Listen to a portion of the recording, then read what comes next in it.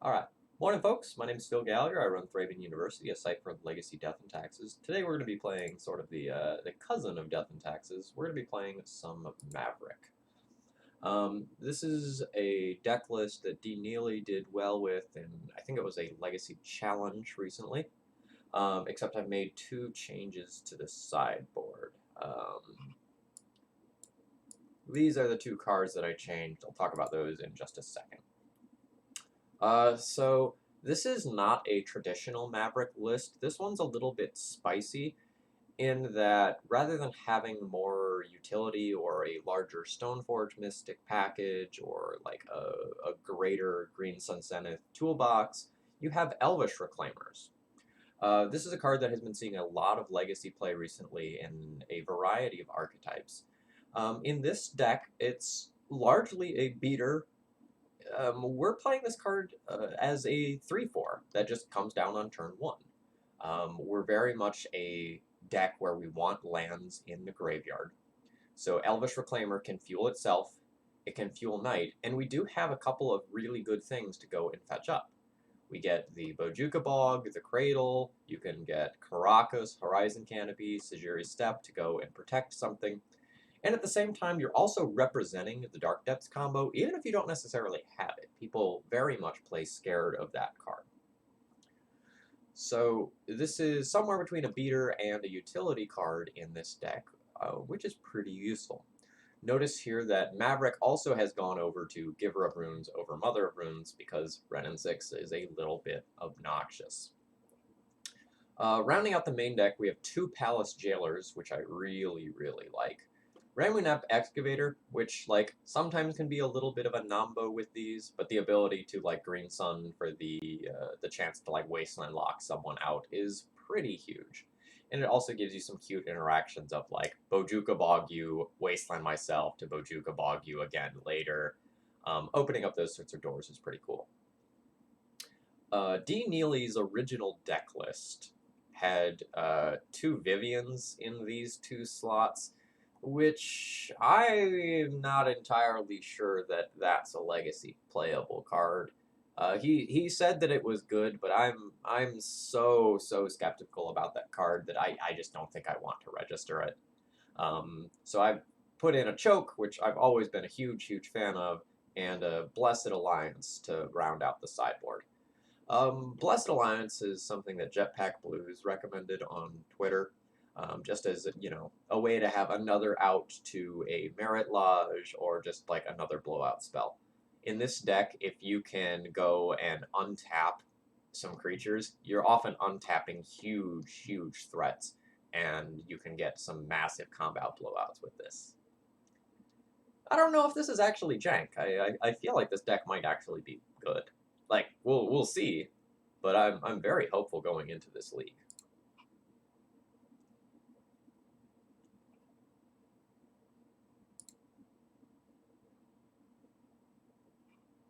Jank can be good. Well, I sure hope so.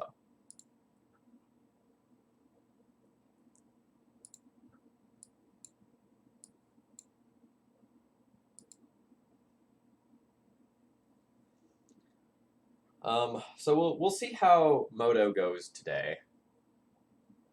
I'm a little worried. My client crashed last night, and some other people have been having some trouble as well. And I don't think they pushed out any sort of like bug fix this morning or anything like that. So we'll see if we're able to do everything successfully today. There are some things I don't necessarily like about the new update. For example, the white text on light gray background for all of my buddies. Not the biggest fan of that. You live for jank. Good news!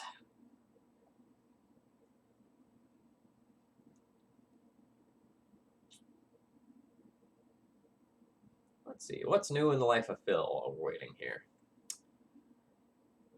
Well, I guess we're just good to go, so I'm going to keep this hand. This hand is fine.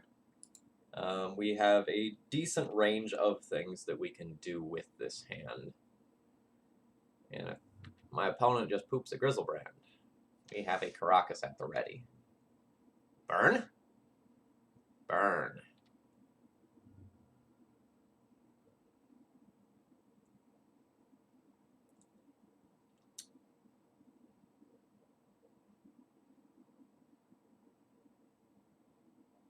Crucible Snake indeed. Crucible Snake is not going to be good in this matchup. So I have to make a choice on this turn what I'm going to do with this Green Sun.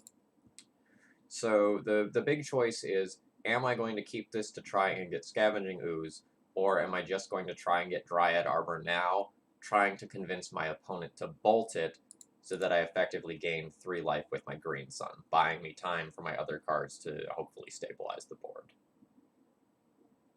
I don't know that I'm actually going to gain all that much life off a Scavenging Ooze if I just go for that right now, so I am just going to get a Dryad Arbor here.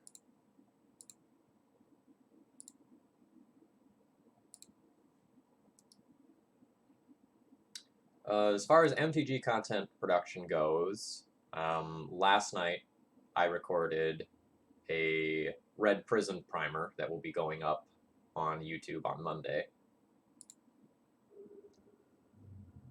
Ooh, man. Ooh, man. My opponent does not have more mana as of right now. That means that this Thalia is going to be very, very good. Oh, you're at TwitchCon. I'm, like, actually jealous. I'm going to go ahead and play out my Caracas here. The Red Prison Primer is about half an hour long, and it's going to, like, talk about how do you choose your list, what sort of options do you have for various lists. I'm really glad I have an answer to that card. It's going to talk about, like, matchup approaches and things of that general nature. Okay, are we at Gaia's Cradle time yet? The Cardboard Live folks are awesome. I absolutely love them. I got to chat with both Wilson and James over the weekend at GP Atlanta. So I can go 2 mana, remove the Grim Lavamancer, then have 3 mana to Green Sun for Ooze? That's probably fine. Although, honestly, we might be in the sort of situation where it's just going to be better to end up getting a Knight a turn down the road.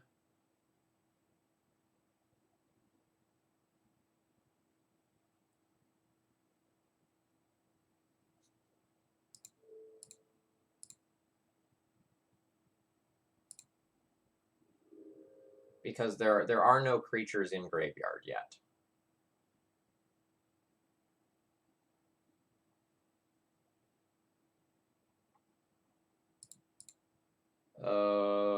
We do not have a Knight of Autumn main deck. It's in the sideboard. And if you ever have any questions about what is in the deck, on the left-hand side of the screen, you can click the cards to get to the Cardboard Live extension.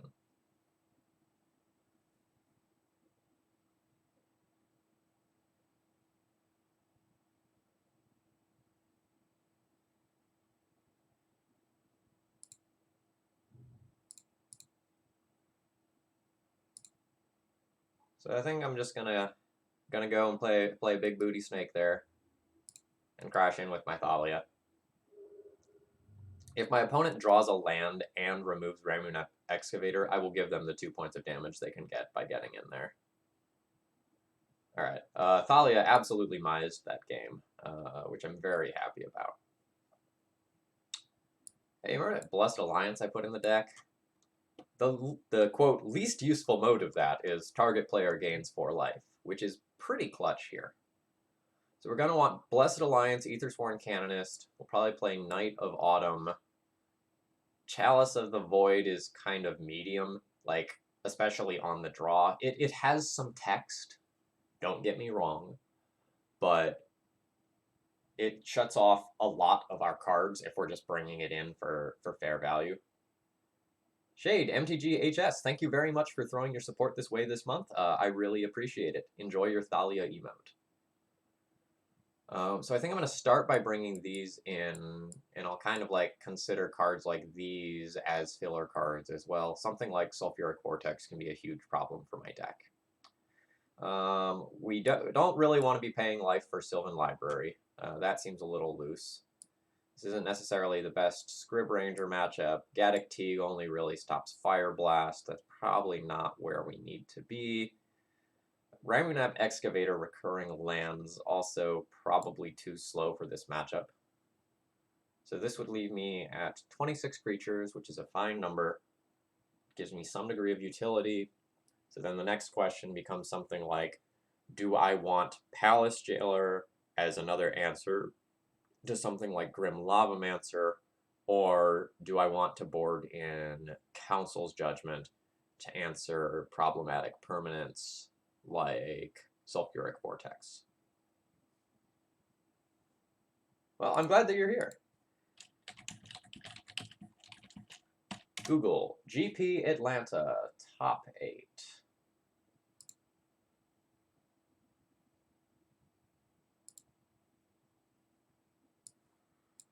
The burn deck list has 2 Sulfuric Vortex in the sideboard. I don't know that I want to board in that specifically versus this matchup, although Alpine Moon is also something else that I would need to be aware of.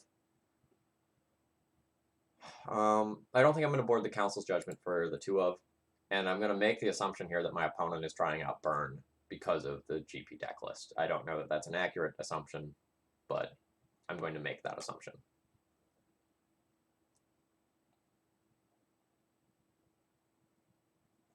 We did bring in the Knight of Autumn to have a tutorable answer to Sulfuric Vortex anyway, so I'm okay with that. My opponent has gone down 1 card. Mulligans are a little costly with burn. Caprician 713, thank you very much for following. Really happy to see my opponent not make a turn 1 play. Now we're kind of ahead on board, and my hand is absolutely stacked. I can either slow my opponent down or threaten somewhat immediate life gain.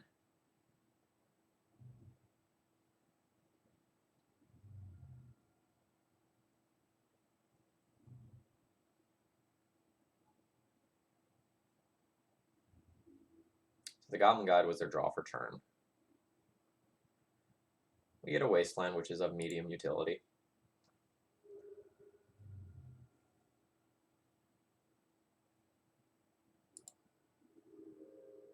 Ravandi, thank you very much for your support, and I know you've supported me in the past, so welcome back.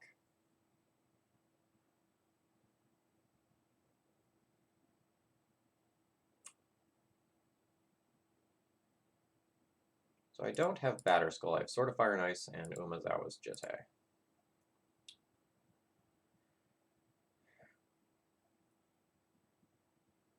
I think that I'd like to try and stabilize the board. I'm going to do so by playing out Aethersworn Canonist.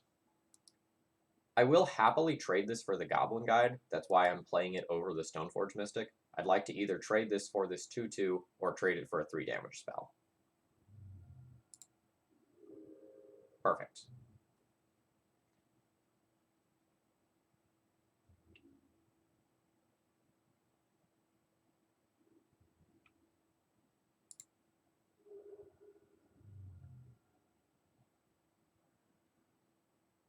So, somewhat inconveniently, I don't have any lands in the graveyard as of right now. So my Knights and Elvish Reclaimers that could stabilize the board are not stabilizing the board.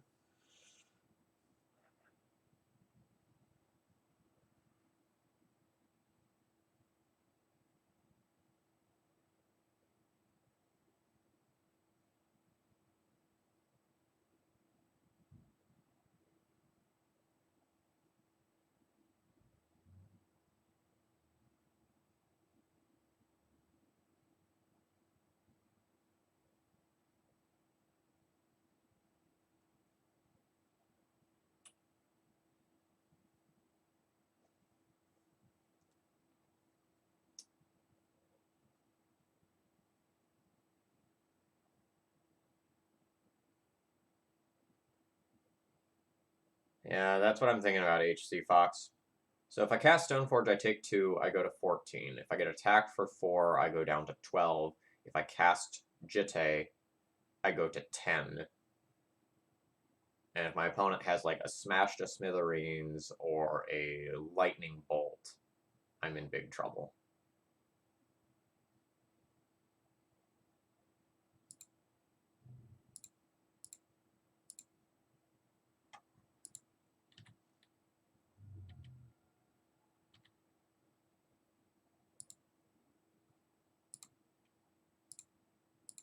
I'm also going to take 2 to put the Reclaimer in play.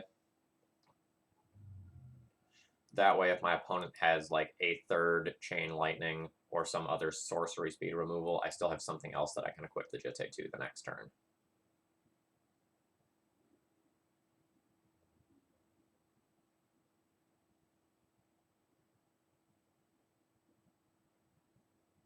Would I want to go for a double block potential blowout? Morning, Purple Intet. I don't think that I do.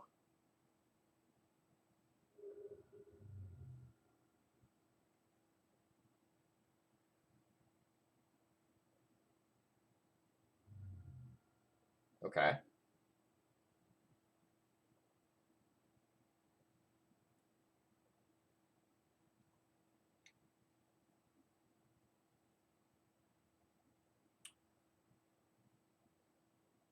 So we're gonna...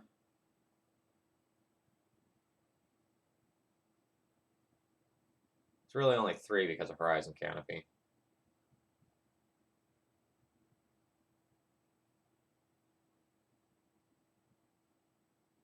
So I have some choices. I can play Horizon Canopy, go down to 7, cast Green Sun for X equals 3, getting the Night of Autumn, and using it either to gain 4 or to get rid of an Eidolon. I think that's better than going all in on equipment this turn. I'm not sure if I'm supposed to blow up an Eidolon or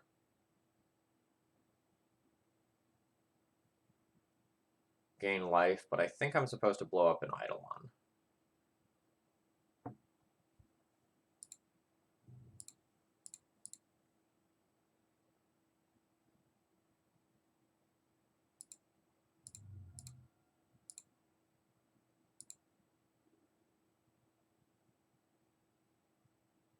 There are too many Night Ofs, I always get scared.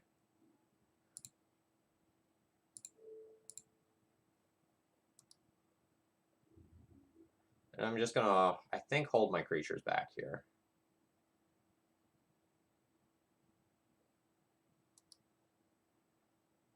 There's an argument for just leaving both Eidolons in play and trying to use them against my opponent. But I think the way I win this game is just by taking it over by putting this stuff in play. And I play around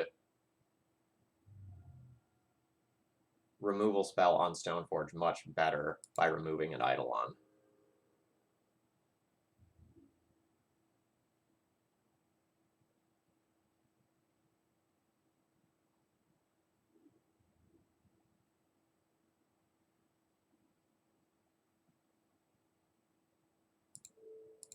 So we'll absolutely trade for the Eidolon here.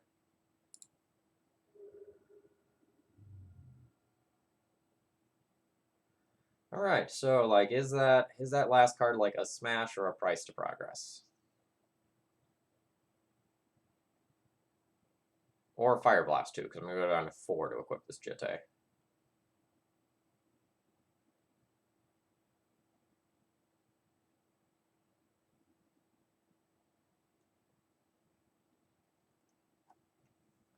So how many things do I lose to? Smash to Smithereens, Fire Blast, Lightning Bolt. It's probably 10 or 11 cards that I'll lose to if I go all in on Jitte.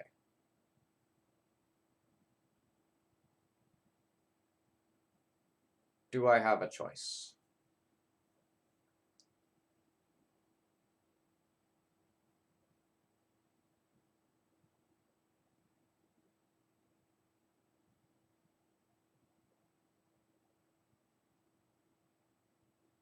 If I don't go all in here, then I lose to a combination of, like, any 2 cards that they have that would deal damage.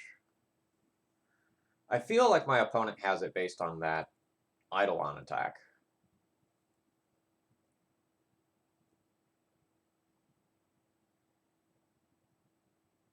But I'm not sure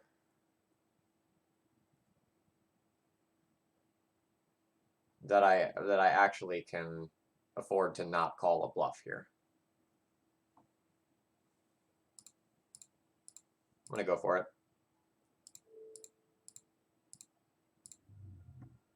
Oh.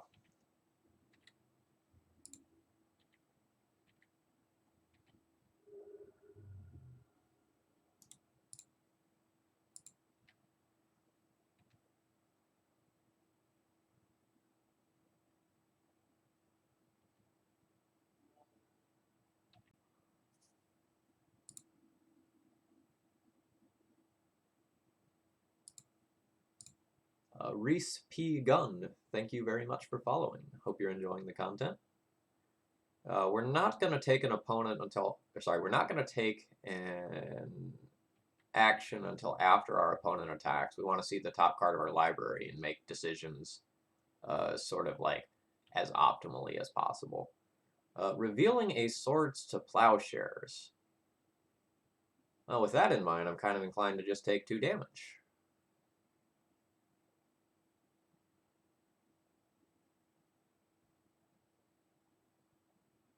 Though I think I gain 2 life first, so that I'll fall to 4. If I just... Oh yeah, we're still very dead. I guess I can wait.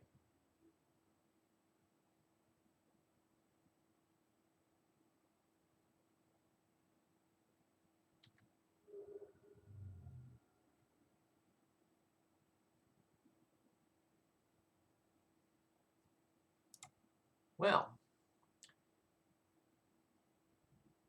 let's gain the life, shall we?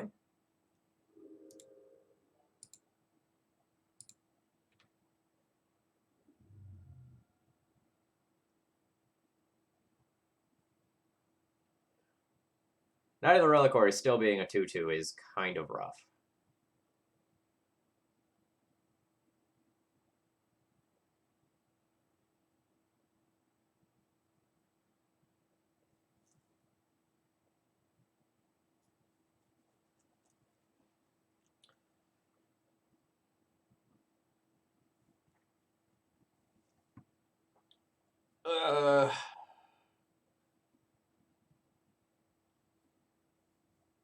So there are worlds where I'm going to have to wasteland myself here. I can Swords to Plowshares this Goblin Guide, but I can also potentially Swords to Plowshares one of my opponent's things. I think the difference between 3 and 2 is probably minimal, so I kind of want to play out a Knight of the Reliquary, leave up Swords to Plowshares on Goblin Guide, and then hope to draw a land to equip to Sword of Fire and Ice. It's also possible that I should just, like, eventually just, like, wasteland this Horizon Canopy down. I think that's going to be my plan for the following turn.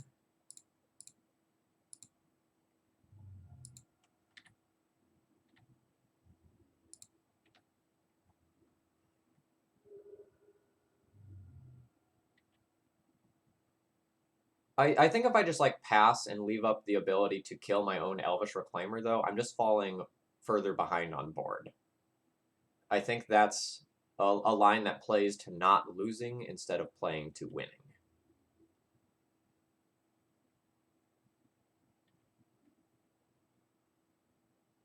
So that reveals a Green Sun. So next turn I could cast Green Sun for X equals 2, get Scavenging Ooze, and start eating some stuff. Okay. So to optimize that, though, I'll need Knight of the Reliquary to fetch up Gaia's Cradle. So we will go ahead and Swords to Plowshares the Goblin Guide, and if my opponent has a direct damage spell, I accept, because if they don't, I probably just win here. Ooh, boy.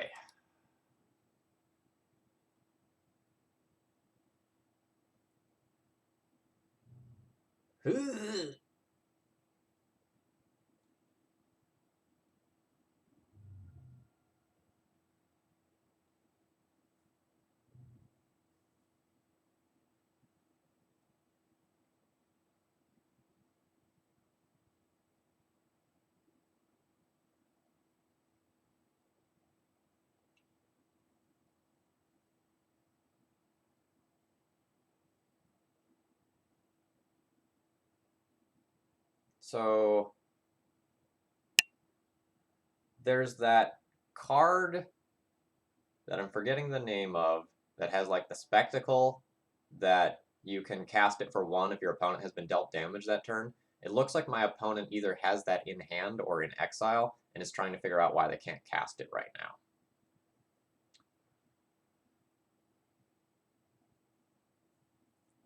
Okay. So things I need to check are, can I deal 13 this turn, or how much life can I gain this turn? Those are the things that I really need to check out right now. So I can Wasteland myself, destroy my Horizon. I can Wasteland my Savannah, destroy my Horizon Canopy by sacking it, to turn this into a 3/4, to turn that into...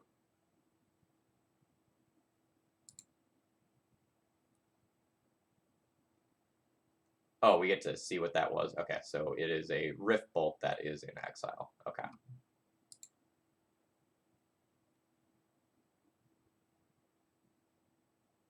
And Egget, thank you very much for your continued support.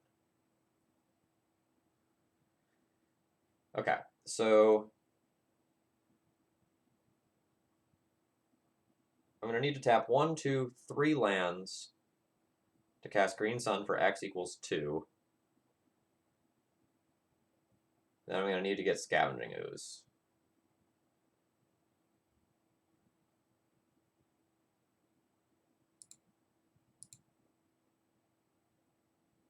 And I think I'm going to destroy my basic planes because we're so dead to Price of Progress this game.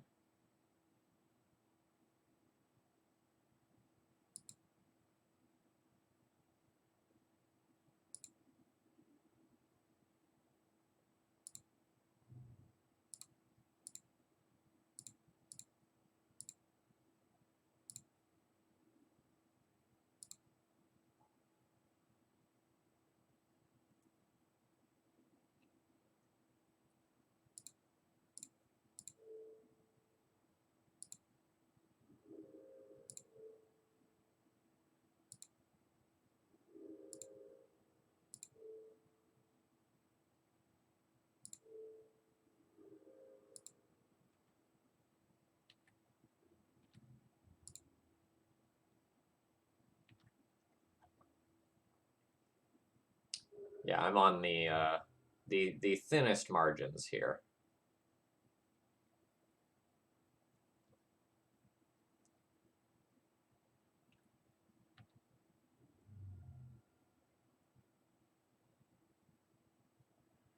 Rats. We were real close on that one. Hey, we can pay a life to gain a life. Is that good?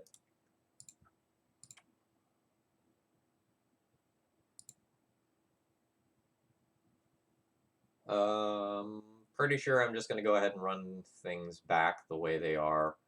I really needed fetch lands, I think, to make that game happen. It would have made like my Elvish Reclaimers a little bit bigger, so I wouldn't have had to like trade more resources for the Goblin Guides. Again, I can consider like Palace Jailer versus Council's Judgment versus like Tireless Tracker, but I think I'm just going to keep the Jailer to have more outs to their creatures. So the person who won the GP with Burn wrote I think it was like a Reddit post that essentially said Chalice on 1 against Burn isn't nearly as good as it used to be because the mana costs have diversified so much over time. I also think that Chalice is just worse on turn 2 than playing most of my bears. And it's also going to shut off 12 of my cards, which are okay to decent in the matchup. One thing I should have considered doing, though, is boarding out some of my utility lands, like Bojuka Bog, that didn't necessarily do anything.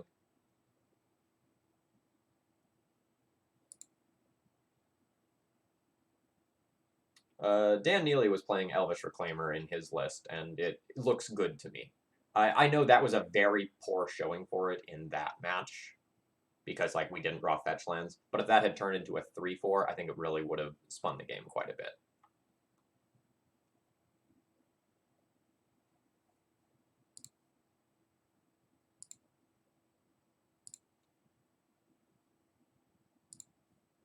Sorry, I'm going to take a look at the GP deck list one more time here. So there are 4 Price of Progresses in it.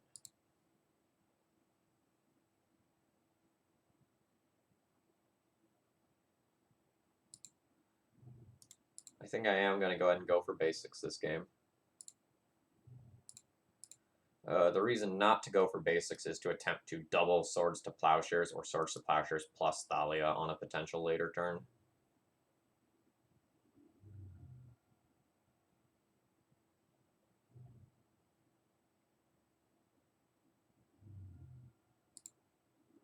Totally happy to make that trade there.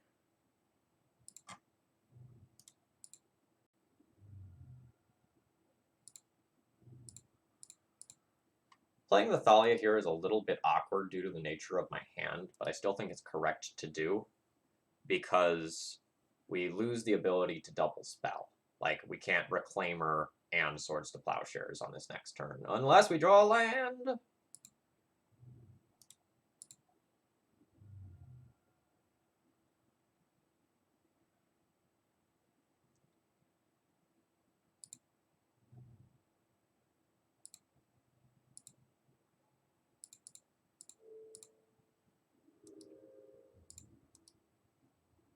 All right, now we have the 3/4 Elvish Reclaimer. So this is actively good against their creature suite. So totally happy with that. And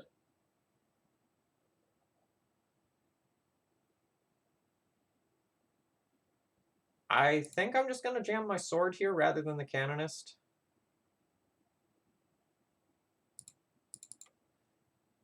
Doing it this way opens up the possibility of drawing a land either for my draw step or off a Sword of Fire and Ice trigger, and getting to do both the Equip and the Canonist, whereas I don't open myself up to that line if I do it in the other order.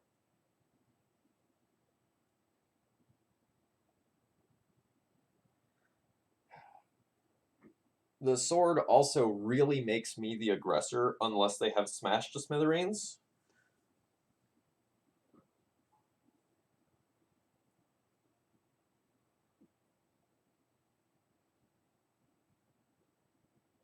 They have floated a red mana here. Is my Elvish Reclaimer getting, like, Fire Blasted? No, Suspend Riftbolt. Sure.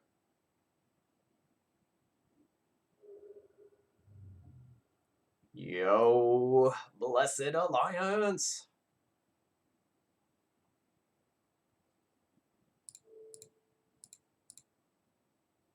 Oh man, it got equipped. We're done. Yep. So just to like talk about the tail end of this game here. So I have the possibility to just like shoot this and at any moment Swords to Plowshares my Elvish Reclaimer to gain 5 life. That's so much range. And then I'm going to have Blessed Alliance to like untap this, gain 4 life. It was going to be very good for me.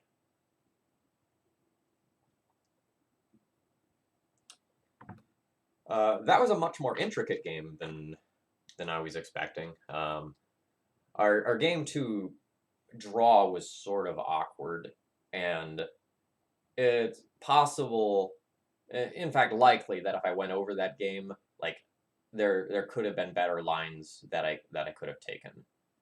But being a little tight on mana, plus not having lands in the graveyard was rough. Yeah, I would agree to that.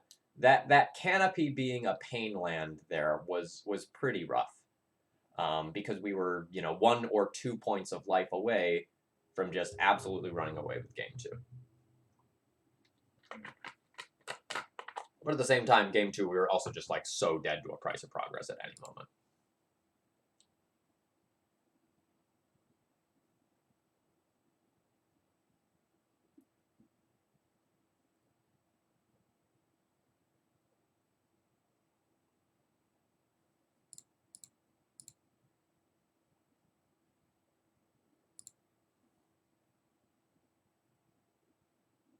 Ah, we're playing against Coco Lopez. Awesome. He's on D&T.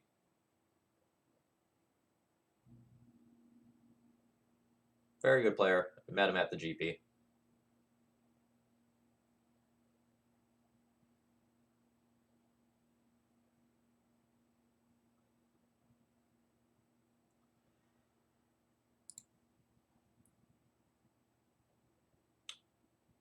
Going to be keeping this hand. This hand is a little soft. My opponent's starting on Vile. But I think otherwise it's going to be very good. Like, we have mana. We have removal for a Mom.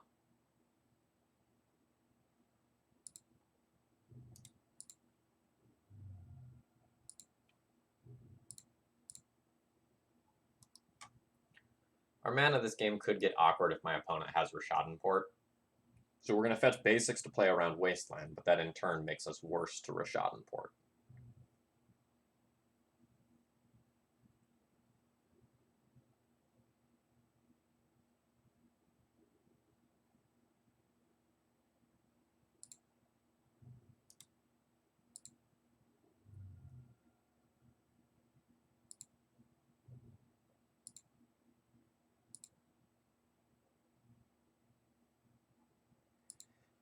I think I'm just going to pass with Swords to Plowshares up to get an end of turn Mom if my opponent is playing Mom.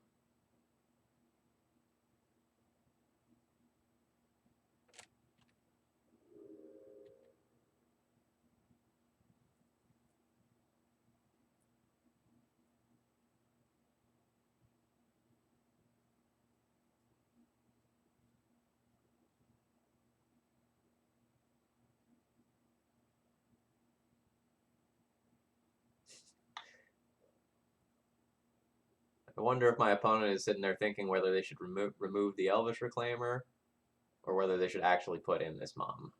It's a Giver instead. I do kind of want to remove this right now.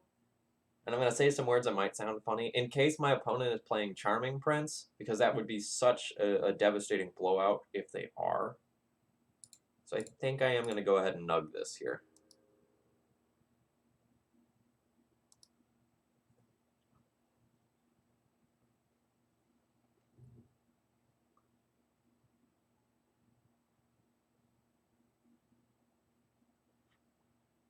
I actually think the Monarch mechanic is really interesting. It creates really cool sub-games.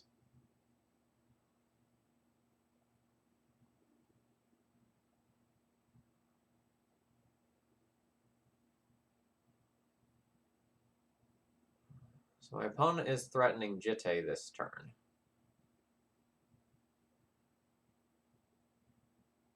So I can turn my Elvish Reclaimer into a 3/4 and have something that can beat through that.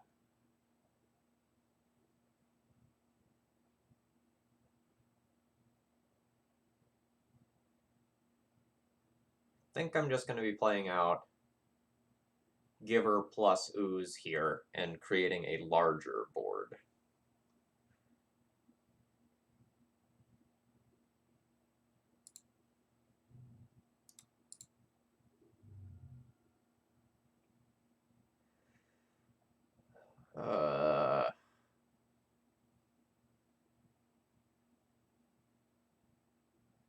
Take another forest.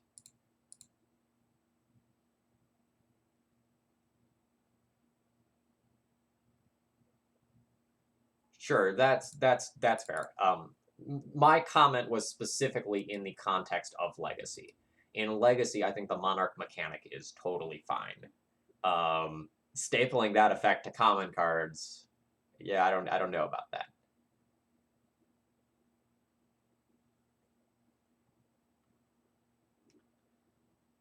I also heard that Arkham's Astrolabe is also pretty obnoxious in Pauper.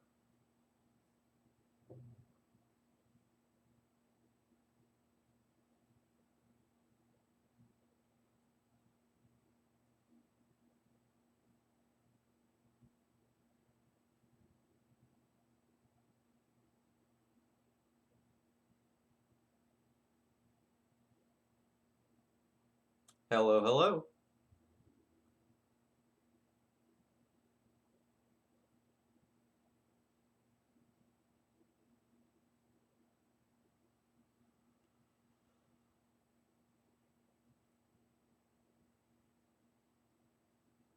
So what does my opponent have? They have something that incentivized them not to just go Jitte equip and trade with my giver this turn. Does that mean Flicker Wisp? And are they now considering what to do with said Flicker Wisp? Yep, so I think it's you flicker your recruiter, and you probably just get another Flicker Wisp. And the question becomes, do you flicker immediately while I'm still tapped out, or do you just hold the Flicker Wisp up safely?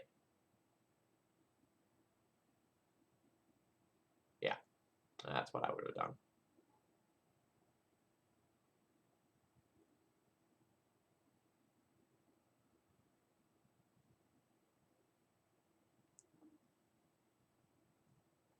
So, Palace Jailer is now essentially something that I'm going to care about.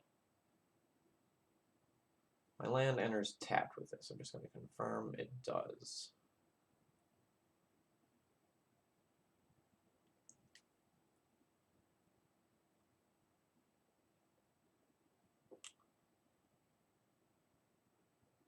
So I can get some equips in next turn. No, I think I plan on getting Sword of Fire and Ice equipped next turn. I can't get it equipped this turn. I only have 4 mana. The land from Elvish Reclaimer enters tapped.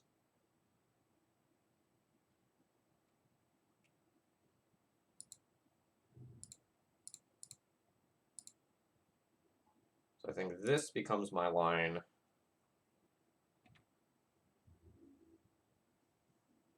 And I think I'm going to go ahead and make some attacks in. The Jitte is most certainly going on the Flicker Wisp, so I want to pressure my opponent's life total. I would be fine trading an Ooze for a Flicker Wisp here. No, I agree with a lot of what Anna Voldson said, but I think he's a madman for going to 2 Wisps. I'm doing a lot of the other things he did, though. So, like, I was already on Giver of Runes. I like that his builds went down to 1 Recruiter in the main deck, although I put 1 in the sideboard instead.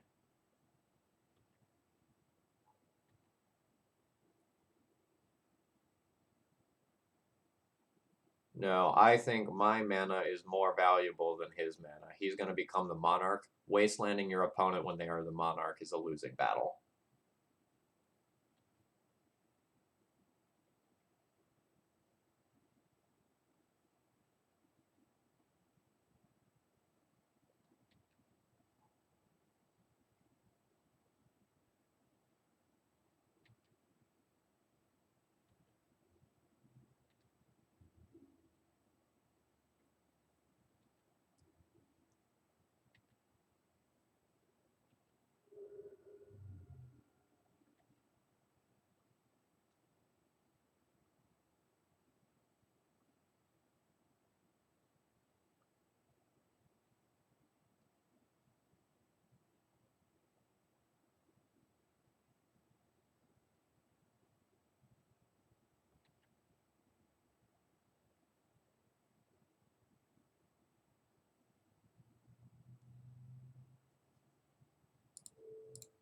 So we'll do that. In response, they'll vial that in, remove my guy.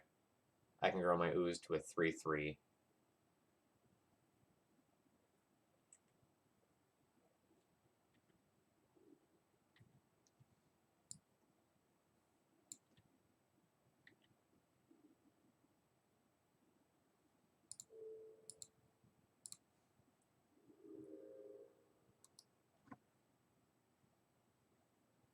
Sure. So, like, I could have prevented this sort of thing for exactly 1 turn, right?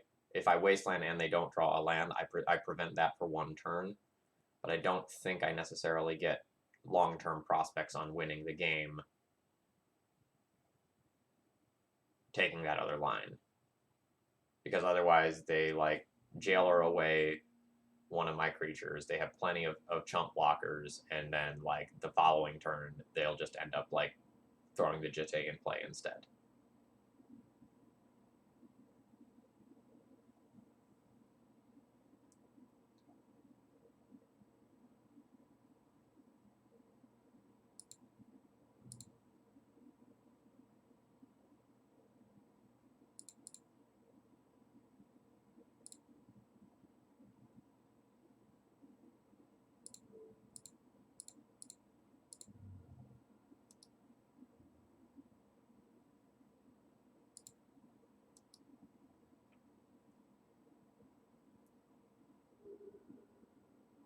And I'll totally admit that you might be right on this one. Like you got reps in with this deck that I don't.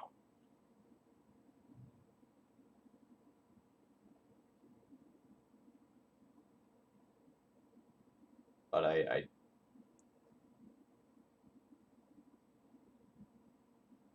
just really unsure that I can win this game if I end up going down lands when they're about to become the Monarch.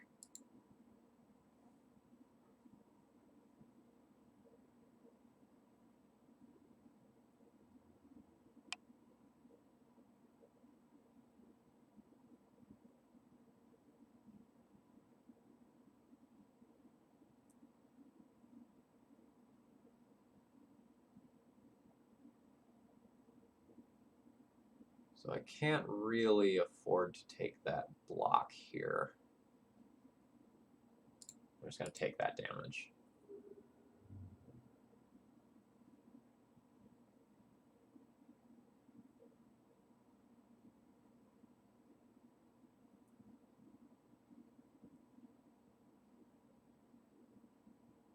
So I can Stoneforge for my own Jitte.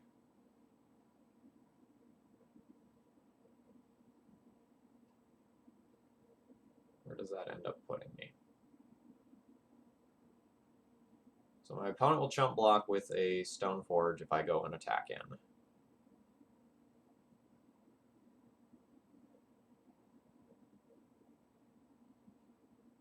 Yeah, this is a game 1.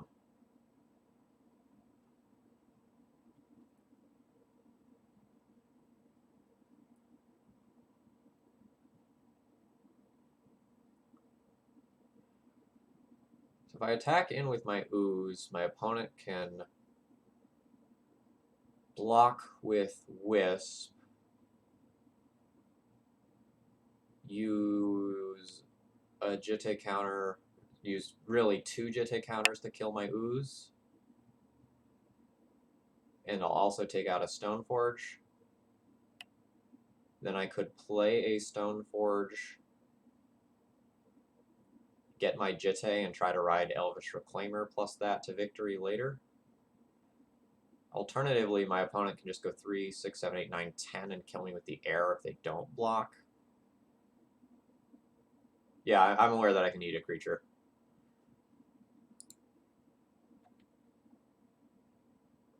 So I think this game is going to get really interesting depending on how my opponent blocks.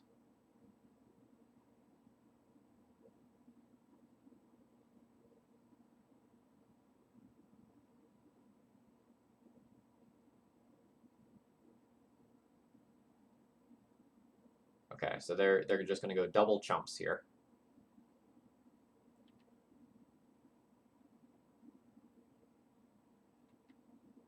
All right, so that puts Sword of Fire and Ice into play.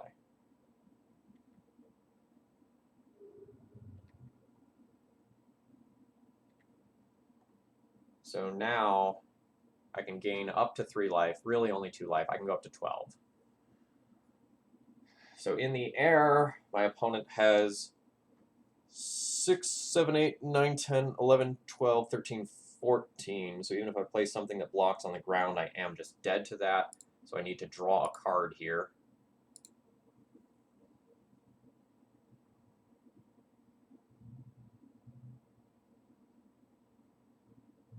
And now I need to pass the turn. I can't play this out or I'll die. I need to represent Swords to Plowshares plus Eating. I guess I could have played the Savannah to be able to eat one more thing. but I'm essentially dead if my opponent equips.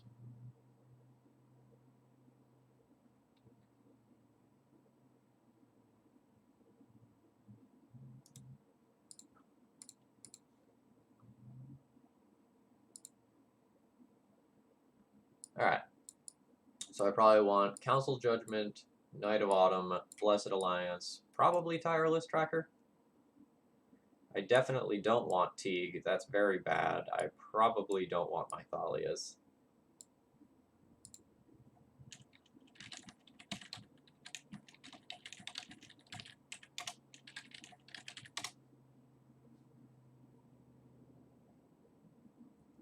I also don't really want Bojuka Bog.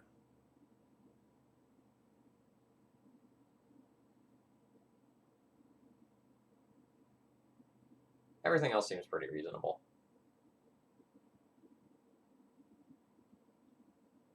Yeah, I really only like 2 Caracas in the deck, but Depths is way too popular as of right now, and I have to respect it by playing the 3rd. Bring in Choke just so your opponent knows where you stand on islands.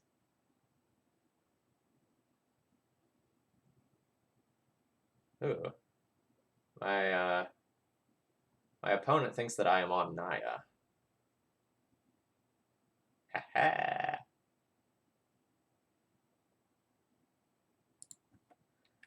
It's a kneeling list.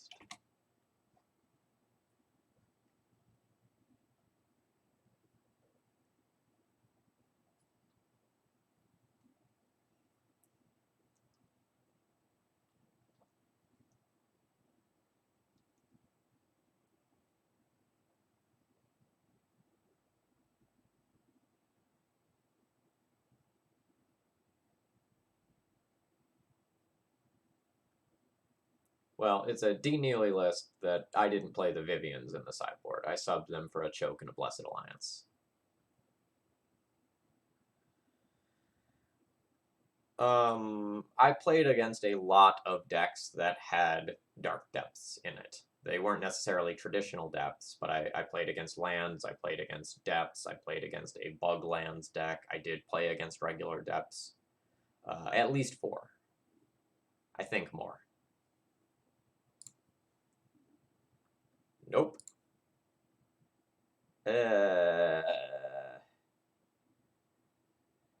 Keep. Really not happy with the mana stability of this hand. I think I'm going to get overrun if I keep this. That being said, it might not be worth going to 5. We're going to ship away the Elvish Reclaimer. And basically snap concede to a wasteland.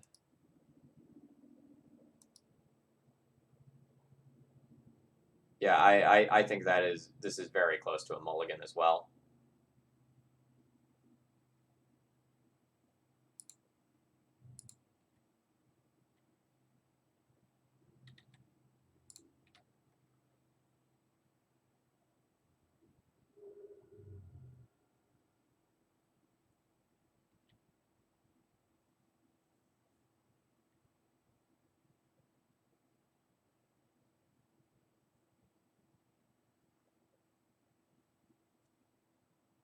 So the reason I've kept this is because we're not just going to be dead to early equipment.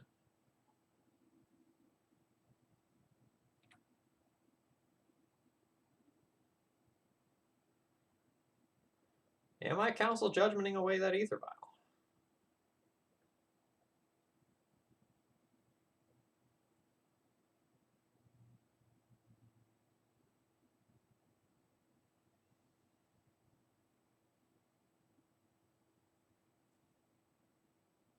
It's going to be very good over the course of this game.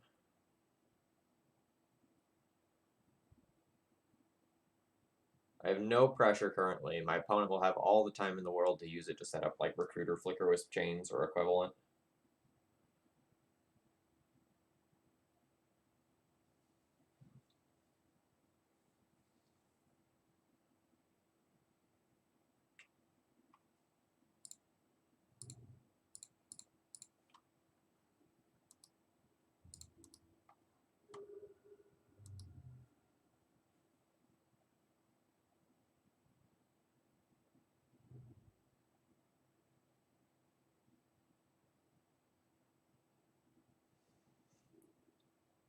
Okay, totally happy with that trade.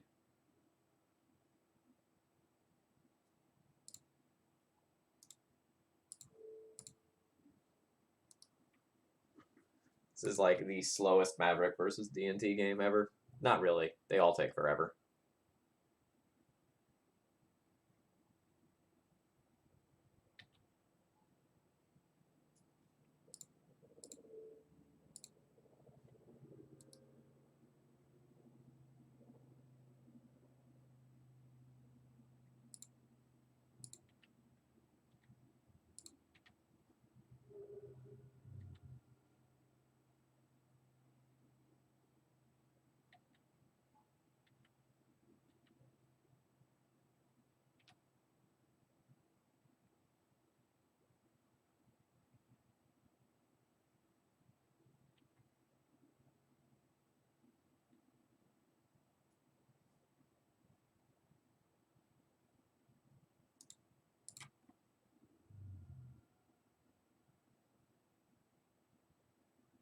And I think this is Savannah time.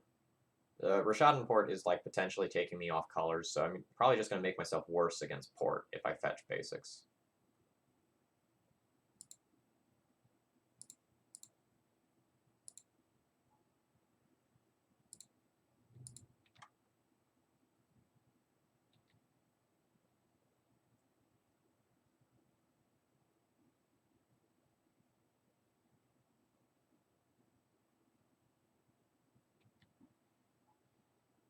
Sure, but if they had something on turn 2, we would have answered it with the Council's Judgment instead, right?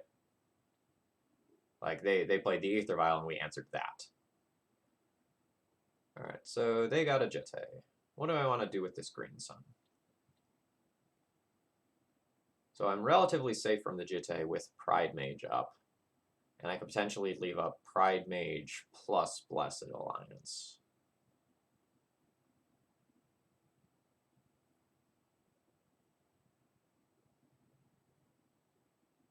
So I can like tap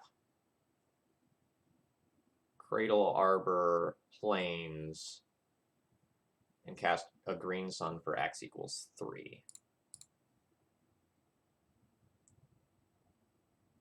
I can just go and get a giant-sized knight with that. I can just go and get a 4/4 and then leave up 2 lands for Blessed Alliance, or leave up a Pride Mage activation.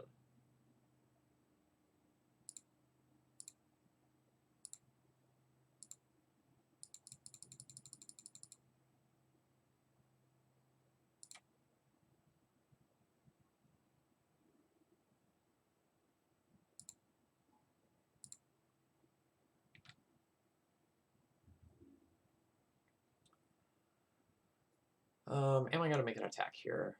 I'll be a 3/3, but I won't have this untapped. I think an attack is fine.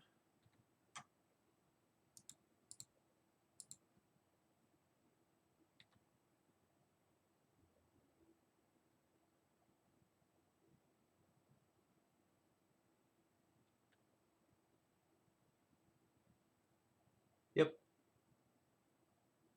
Now I can Blessed Alliance that Stoneforge away if I want. But I don't think that's quite safe.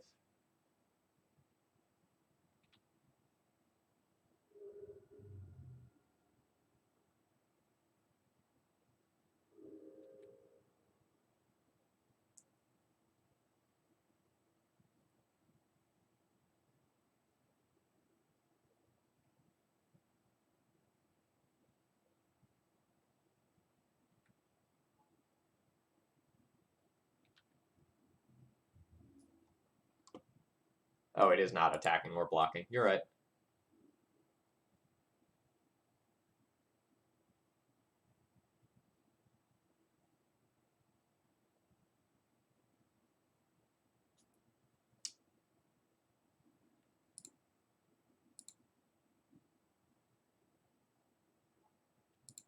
So we're going to kind of pump the brakes a little bit. I can end up growing my knight pretty big via Blessed Alliance. So that's something to keep in mind. No, I don't have a Maze of Ith. It would be quite good.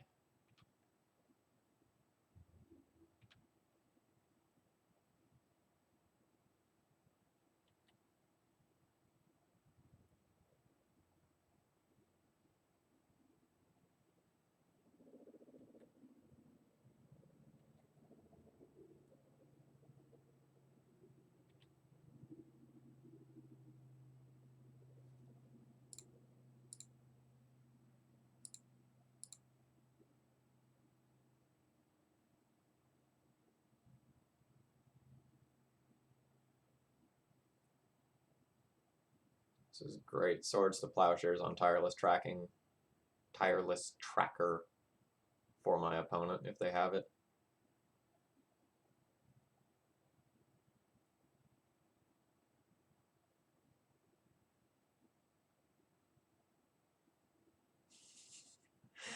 Opponent says, man, hard spot, knight so good, all capital letters.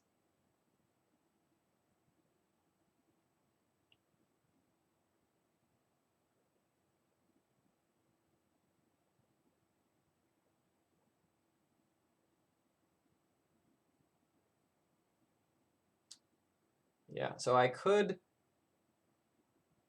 use my Blessed Alliance to untap my knight.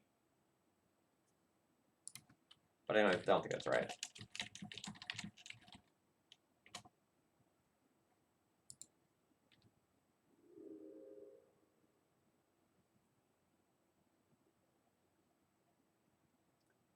So my opponent doesn't necessarily know what lands I have the possibility of getting with my Knight of the Reliquary.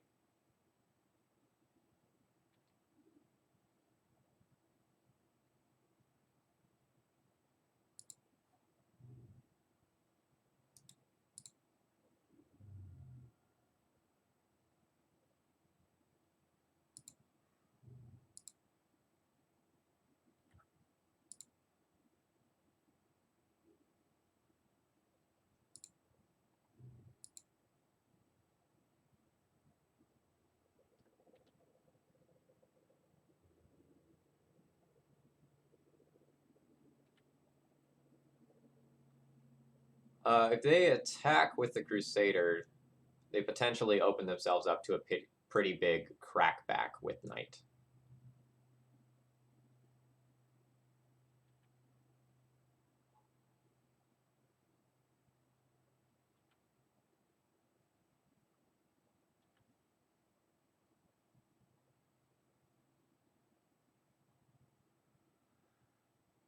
So one thing I could have used my Blessed Alliance for that I'm thinking about now is I could have used it to get Sajiri Step.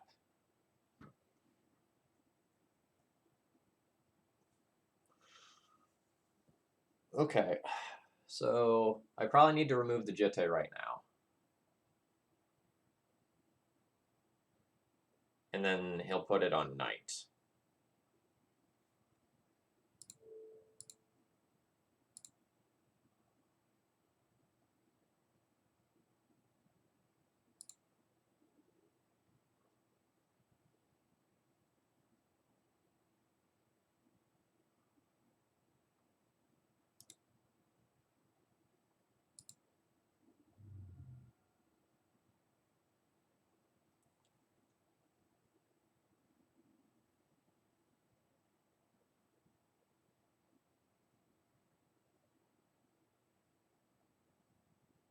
So I don't think I actually want to activate my Knight, though.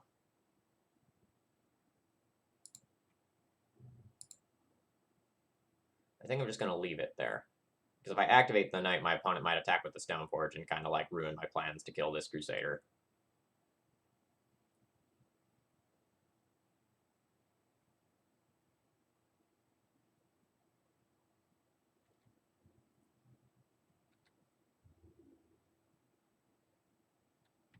Opponent's playing very safely.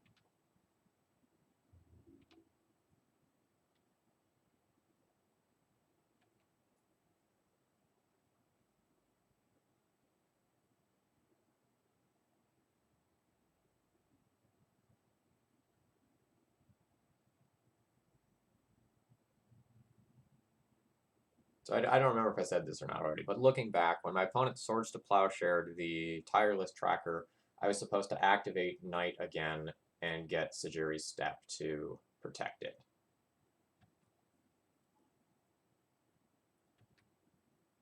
That's how I won this game. So I think I punted this one away. I ended up getting 53rd at Atlanta.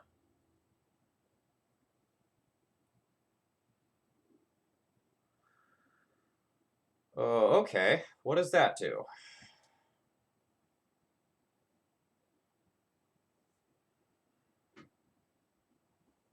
So I can go Stoneforge Jitte equip. Like, that's something that is totally in my wheelhouse. But I don't know that it actually gets me anywhere, because Mirran Crusader stalls the board. It's still something that I'm going to do.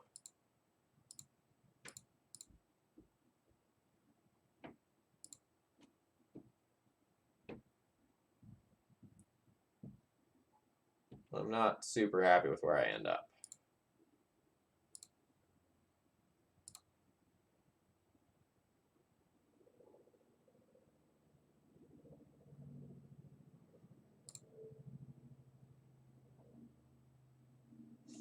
Terminus would be pretty okay.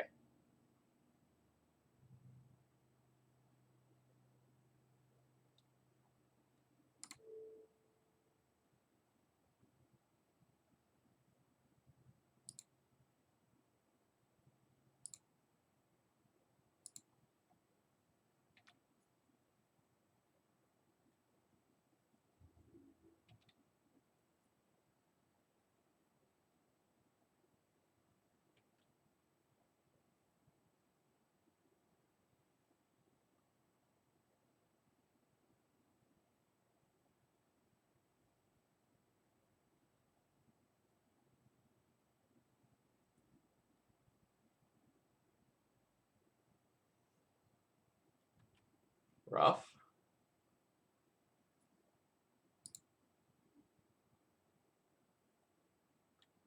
Actually, you know what? I'm not even gonna go so far as to say that one was rough.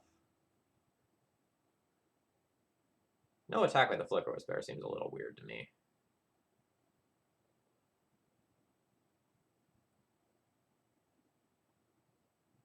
Alright. So what happens if I attack with both of these knights this turn now that I have this Knight of Autumn? So I go and attack in. Crusader blocks one. Something else hops in front of the bus, and maybe Giver of Runes taps.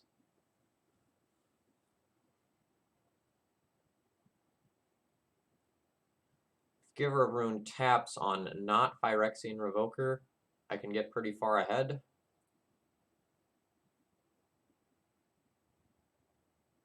By blowing up the Revoker, but I can just like hold Knight of Autumn and save it to answer a piece of equipment, which might be better. I think I'm just going to pass the turn here.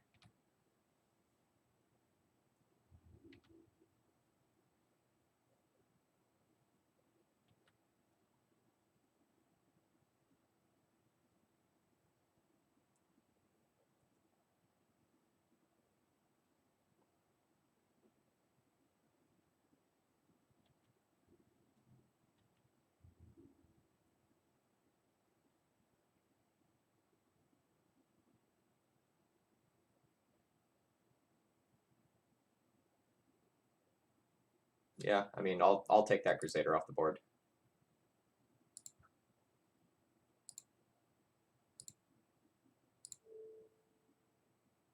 I gain 4 life. You sacrifice an attacking creature.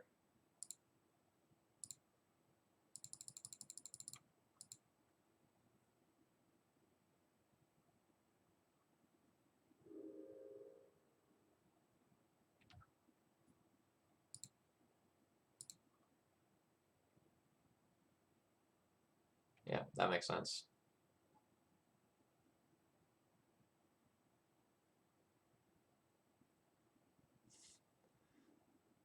Was not expecting that. I'm sure you weren't, but coincidentally, like, your play pattern happened to play around it for a long time.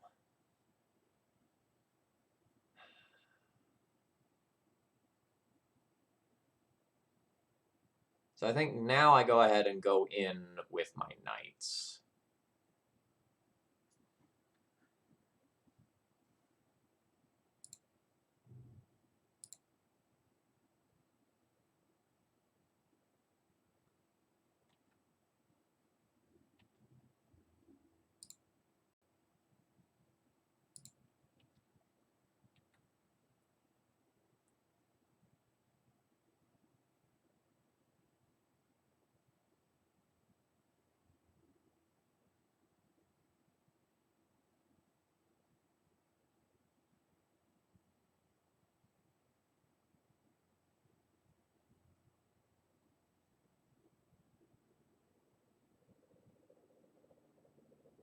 I don't like that block because I can just like wasteland to eat some of your creatures.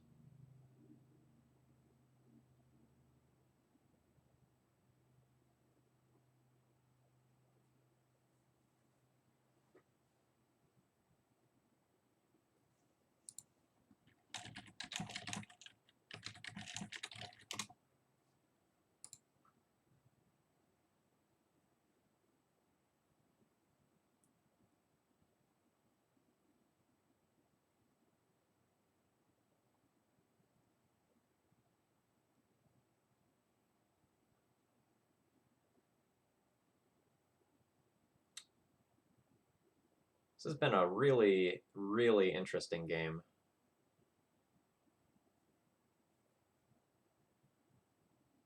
I think I'm going to end up timing out in game 3 if I win this one.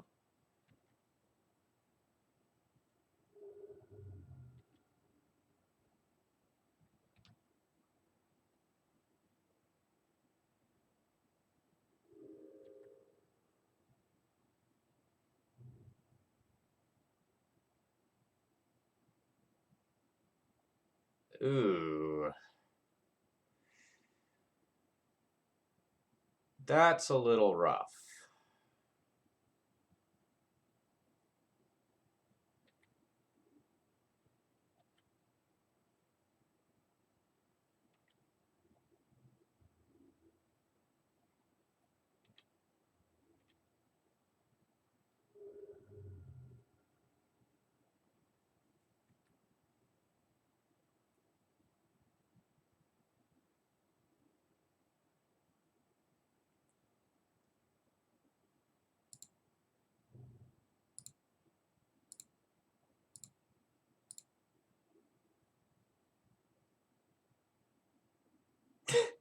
My opponent says I had this jailer, been trying to set him up since turn 4. Okay, so that makes sense with the lines that my opponent is taking. I still probably need to keep this knight in order to go and blow up this piece of equipment that's going to come down and wreck me. I don't really like wastelanding when my opponent is the monarch, but I think I have to do that. I think that's better than holding it back to wasteland my own Dryad Arbor.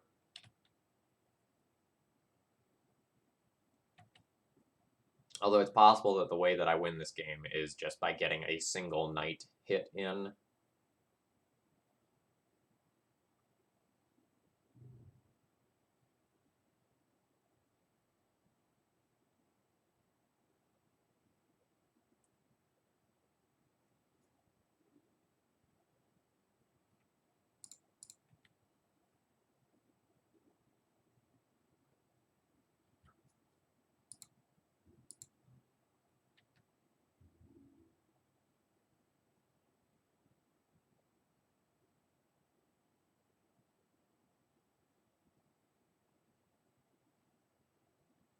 I think I'm going to go ahead and take that hit from the Crusader rather than chump block with the Stoneforge here.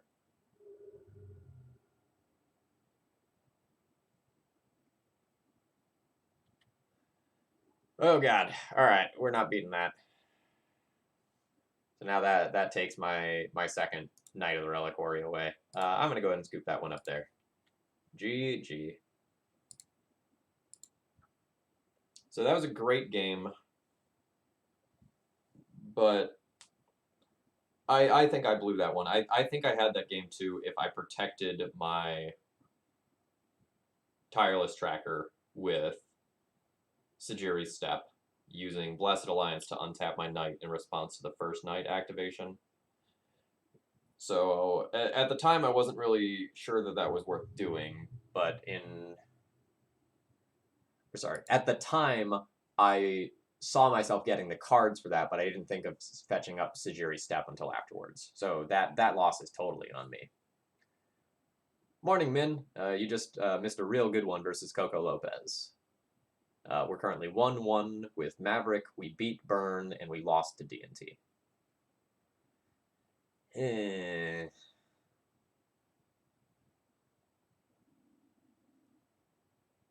So Coco Lopez, you remember when you Swords to Plowshared my Tireless Tracker? I had Blessed Alliance in hand, So I could have used Blessed Alliance to untap my Knight of the Reliquary, use it to fetch Sejiri Step, and then I think I run away with that game.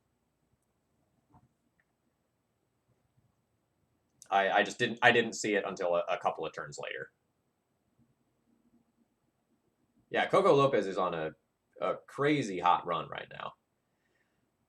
I think my hand is of medium power level, but I'm going to keep it. It's a little awkward that Green Sun and Dryad Arbor are here together, but I have like potentially a good turn to play of getting Elvish Reclaimer and just playing like Elvish Reclaimer into Knight and then trying to play an aggressive mid-range.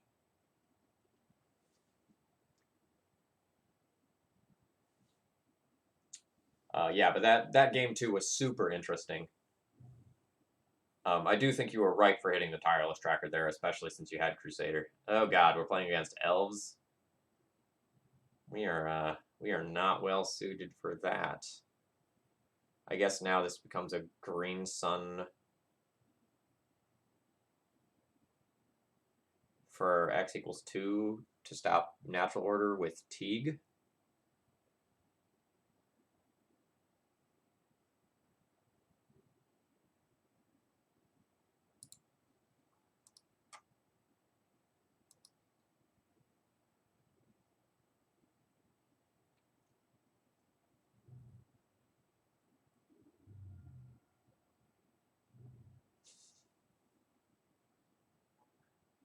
I mean, that's totally understandable.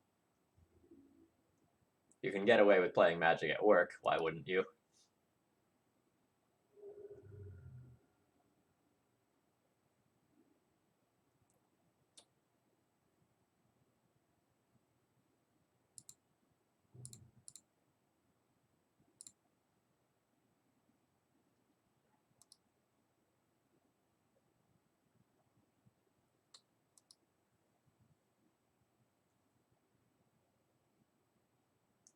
There have been times at the past where like I've been able to moto at work, but it's pretty few and far between as a teacher. It's not playing MTG at work, it's working while playing MTG. Who's? Oh, are you just planning on bouncing one of these with Wirewood Symbiote? Okay, sure. That's fine. The attack is free. Just making sure I didn't miss like an onboard Pendelhaven or something like that.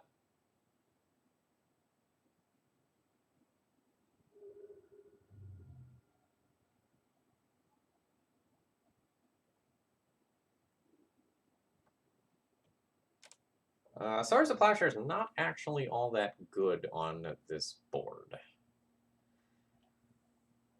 Especially since I'm going to be using my white mana to fetch up the Teague this turn, so I don't just outright die.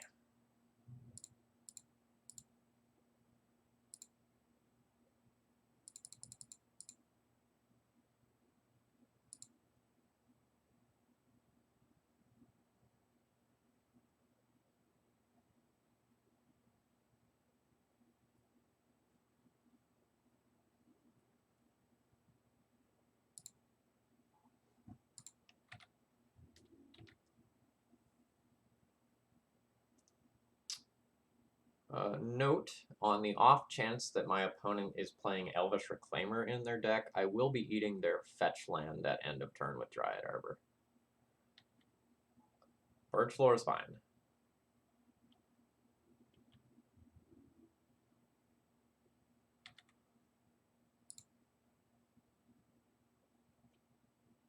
There's hope for us this game. By no means am I going to get excited, but there's hope that I might be able to pull something through here.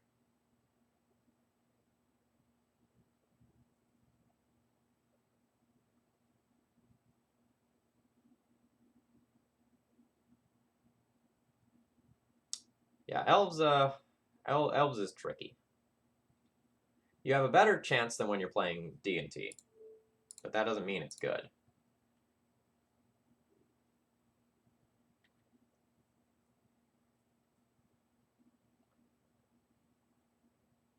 So I have these moving parts that almost do things, but Quarian Ranger protects that bayou, Wirewood Symbiote protects the Quarian Ranger, the other Wirewood Symbiote gives an additional layer of insulation.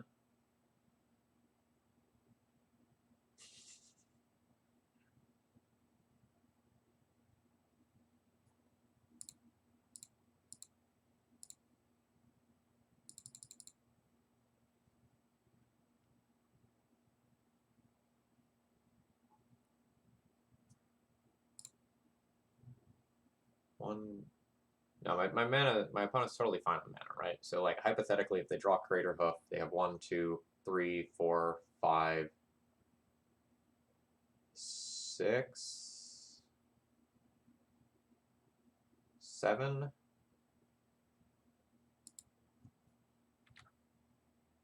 So I don't need to like source the Plowshares immediately or anything. Because Cradle will still kill me. Like Cradle plus Hoof will still kill me.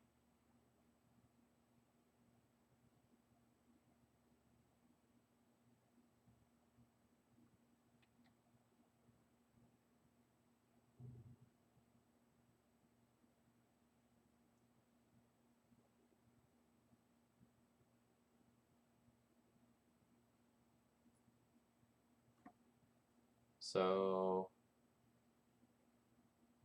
you return that with Wirewood's ability. You return this with Wirewood's ability. Why do you still need more mana?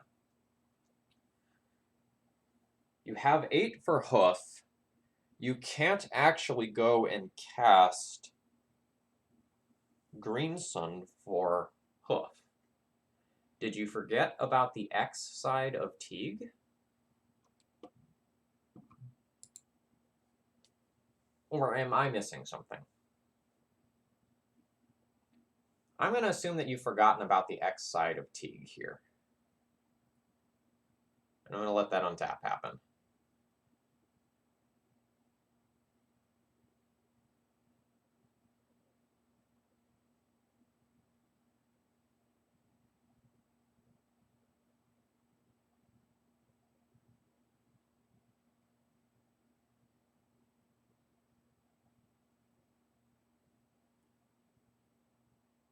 Yeah.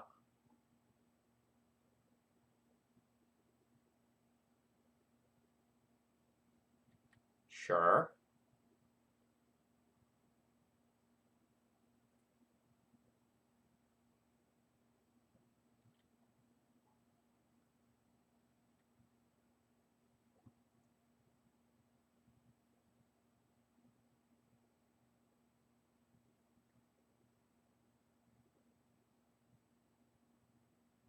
It might not be dead.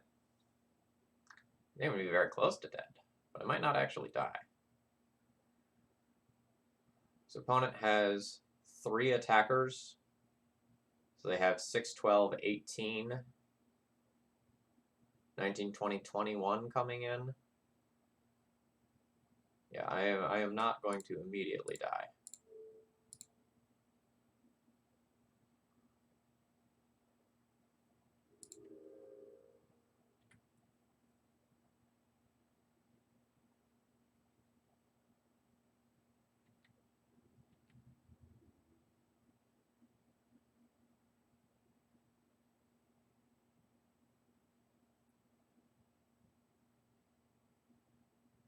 So to not die, I need to block 3 damage. Well, I guess there's 21 coming in, so I need to block 4 damage. So I need to throw 2 2/2s under the bus, presumably leaving myself with Scavenging Ooze and Dryad Arbor left over, rather than Knight.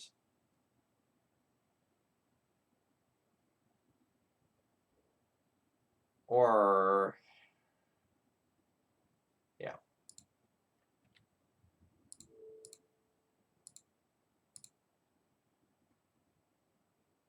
So this will leave me at 1 life with a Scavenging Ooze.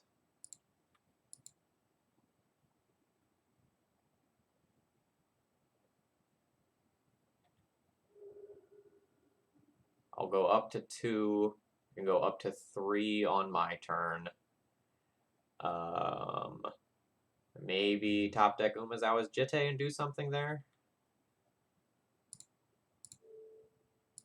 But probably not.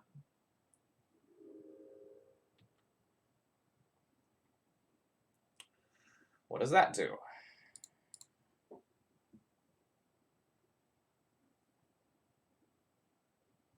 How many lands are in my graveyard? No lands are in my graveyard. So my opponent just attacks in for everything right now. They can hit me for 3. So if I produce a body and gain a life, I go to 4, and I am not dead on board. I probably need to use my green sun to get Ramunap Excavator so that I can constantly play Dryad Arbor as a blocker. So this would be 1, 2, 3 mana.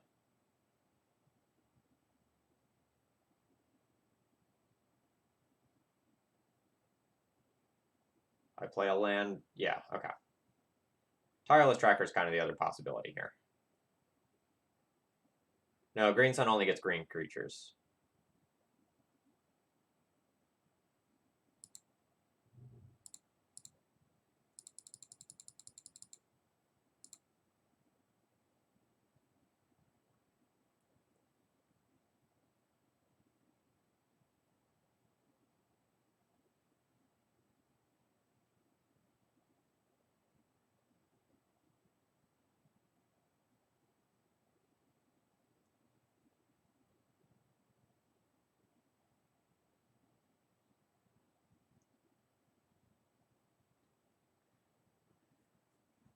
This is gonna get weird. I'm still very much living off the top of my deck.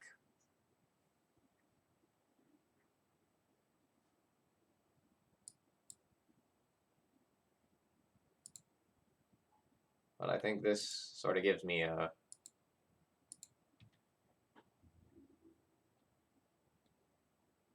chance.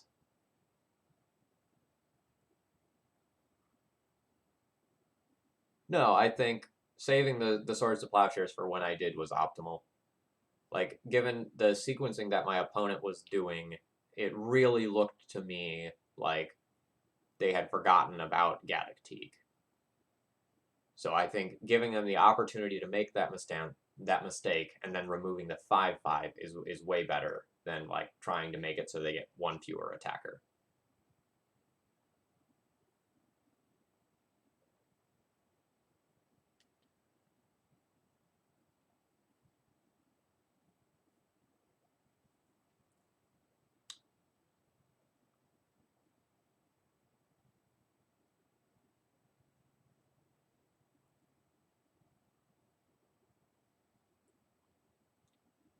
Also, it's very strange to be in the world where I've actively wanted to fetch Ramunap Excavator versus Elves. Another thing I'm not sure about is I potentially should have played out my Wasteland instead of whatever land that I played out, so I could potentially Wasteland their Dryad Arbor if they activate their Quirion Ranger to do something else. Oh god, okay. No, I'm not dead on board because I can gain life with Scavenging Ooze. Right? Or was I dead on board and my opponent just missed it? In which case, great.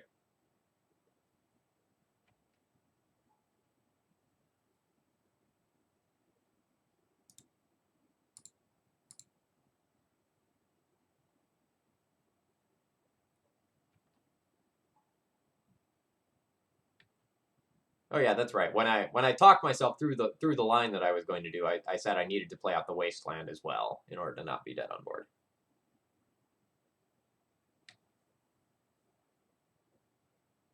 Yeah, so now we're not dead on board, but like we're just going to like die the following turn.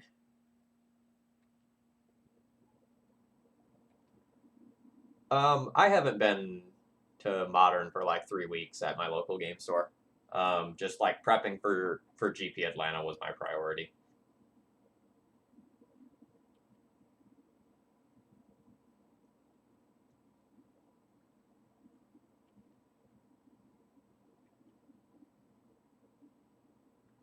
Well, they didn't necessarily miss the lethal, right? So, like, if I have Swords of Plowshares and they make that attack in, it's very bad for their board. And if they just do this, they've pretty safely got me dead next turn. Yeah, okay. Do you have a second hoof? Let's find out that little bit of information. Oh, no. Are you a legendary? No, you're not a legendary. I can't cast instants. Okay. So now what are my outs? None? Feels like none?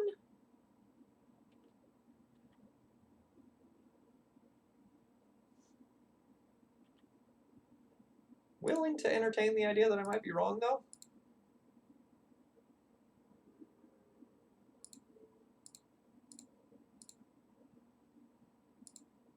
So, like, right now I'm just dead in the air.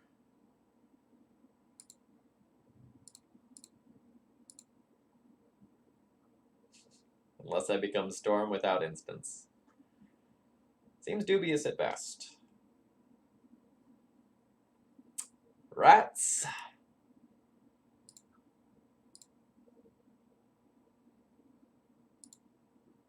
So what do we get versus Elves? So probably Chalice, I'll probably Canonist, and then most of the rest of the stuff looks pretty skeptical. Or sorry, the rest of the stuff looks kind of sketchy. Like, these are things that like have text that are relevant. Let's figure out what I don't want and go from there. So I really don't want Palace Jailer. They're going to go wide of me pretty easily. I really don't want the slowdown that is Bojuka Bog. Keeping Step in the deck is fine to force through a board stall.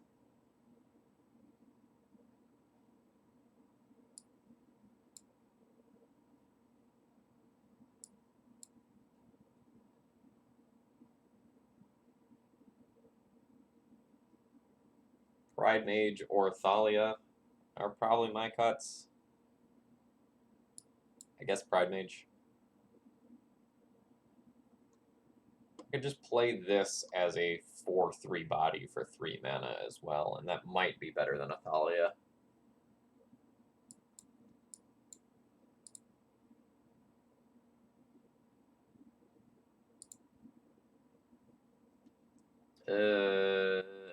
I don't see this hand winning. I don't see this hand winning.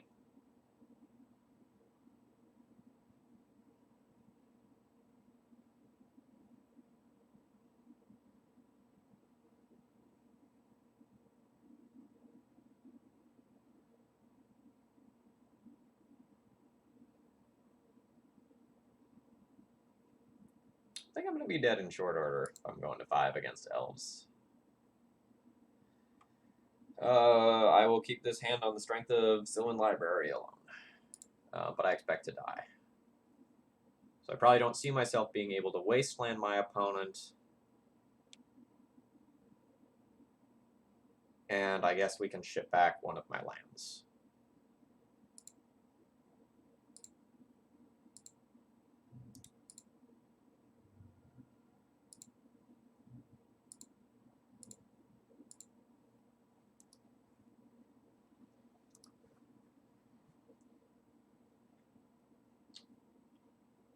Legacy Jund is something that's really enjoyable to pick up and play for a few hours.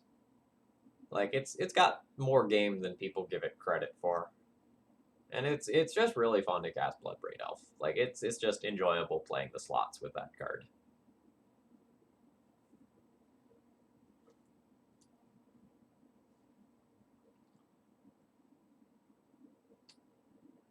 I bet Jund with Plague Engineer also is probably pretty sweet. That's not something I've messed around with a ton. I haven't played Jund in probably at least a year.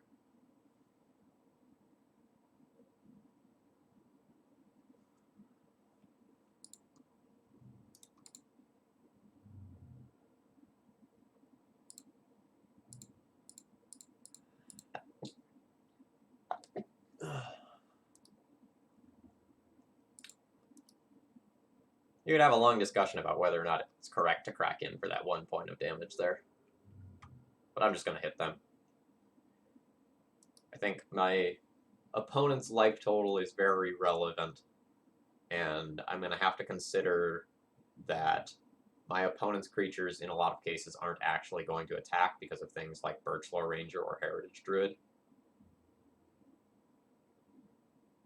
Getting Wirewood Symbiote there is probably telling, and that probably means that my opponent has something like Elvish Visionary in hand. So they didn't just, like, get a Heritage Druid and vomit their hands. They're probably going for value over time.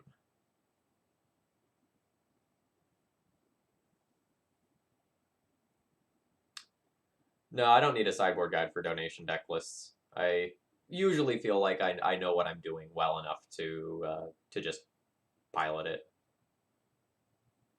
Or I make mistakes and learn from it, and that's fine as far as content goes, too.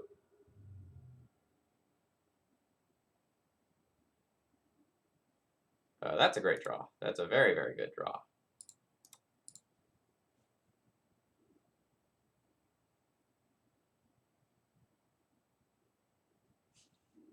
Most. All right. I'm in.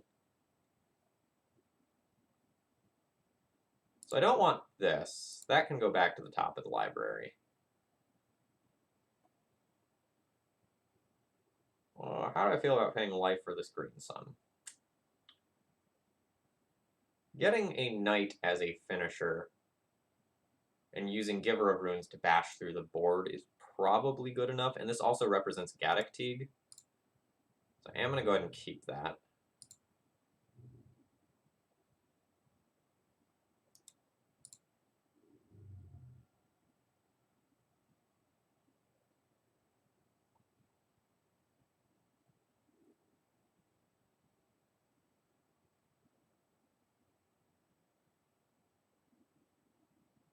Yeah, I'd be fine with that.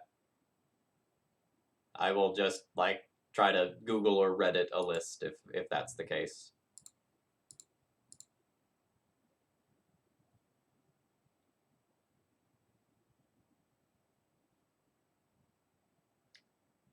Yeah, so I think my play this turn is Reclaimer and Canonist.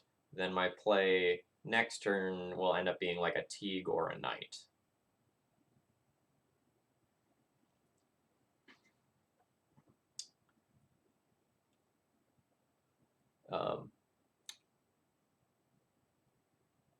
I don't remember whether or not we talked about this at the beginning, but this was a donation deck list, by the way. I received a donation at the GP. Someone, walked up to me and introduced themselves, and they said it was kind of like dealer's choice of what I played.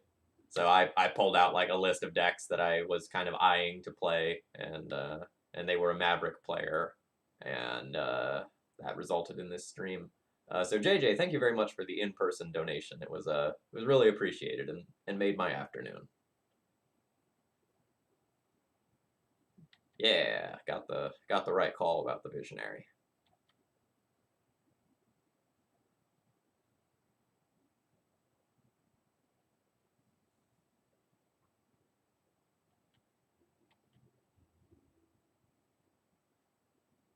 We're still potentially on the wrong side of the value equation right now, because my opponent gets an extra draw every turn, but I get some. No, it wasn't Dan Neely. The guy's name was JJ. This is Dan Neely's deck list, though, with 2 cards swapped.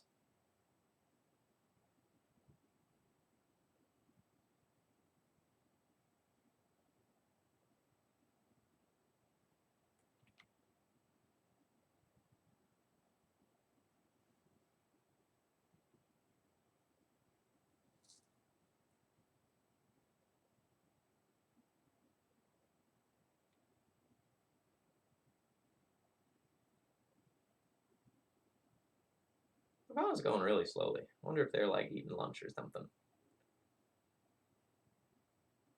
Oh, wow. Oh, wow. Okay.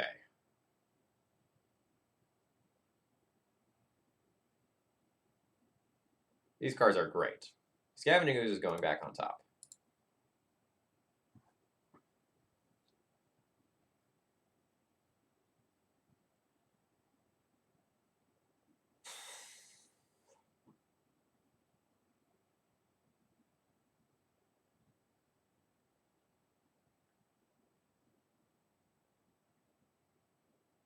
Do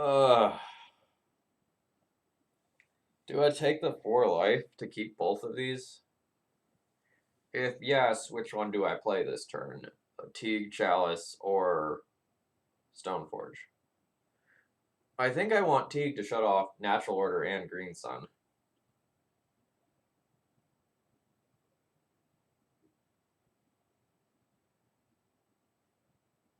I also think I'm taking this damage.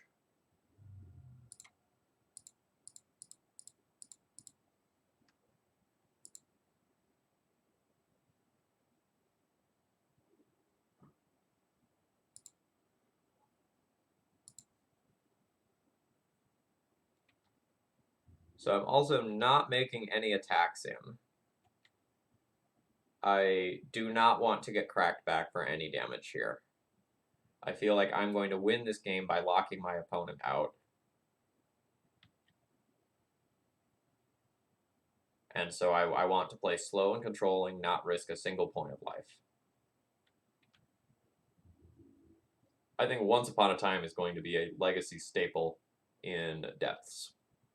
Maybe elsewhere.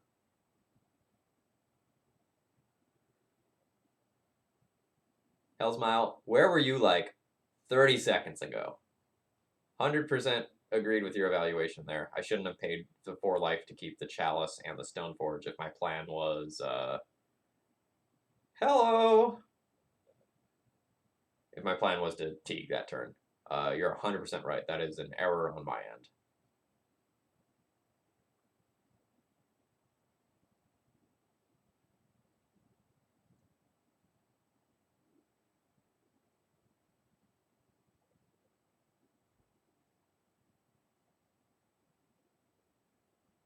Can I go to 4?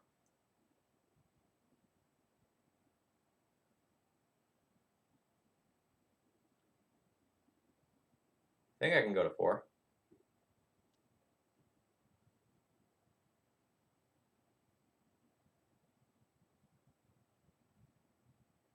So I put my Jitte. Yeah, we're gonna lose if they have the decay. But if I had the decay, wouldn't they have like pointed this at the Sylvan Library a long time ago? So if I go to 4, I give probably Elvish Reclaimer, protection from green, equip Jitte to it, attack in, kill Wirewood Symbiote and Aquarian Ranger. That leaves him with 4 bodies on board. I have 2 bodies back. I'm in.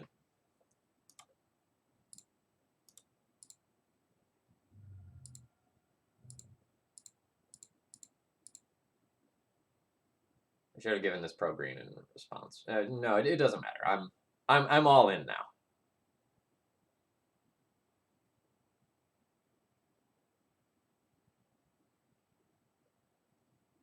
I would stay at 8 and just waste them. Fetch Jitte with Stoneforge Mystic.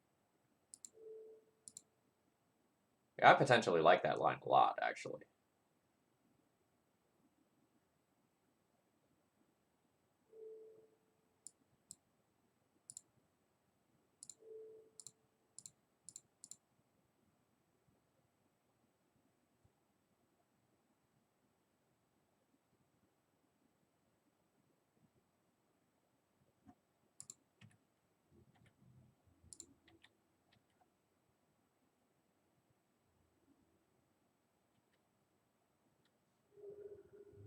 Woo!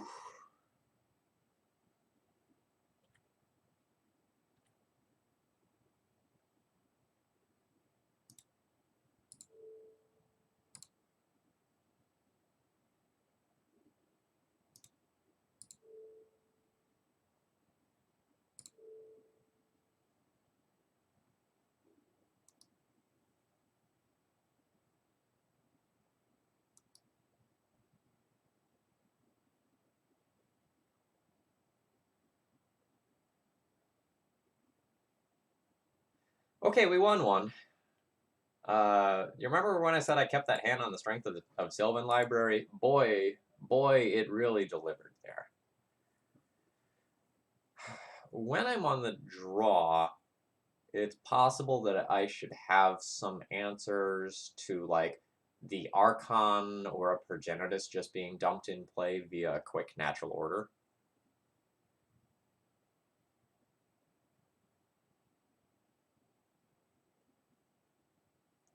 I'm going to think about that for a second. It's not necessarily optimal. But if they natural order and they just create that like 5/6 flyer or whatever it is, and they put it on instant, I can't Swords to Plowshares it, so I actually have no outs to it other than just racing it.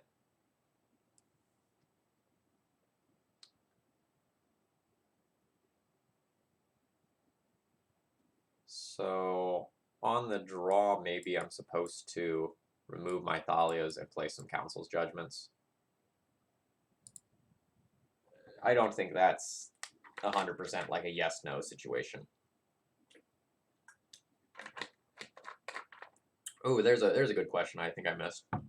What is the card that when you played against in Legacy gave you the biggest WTF moment?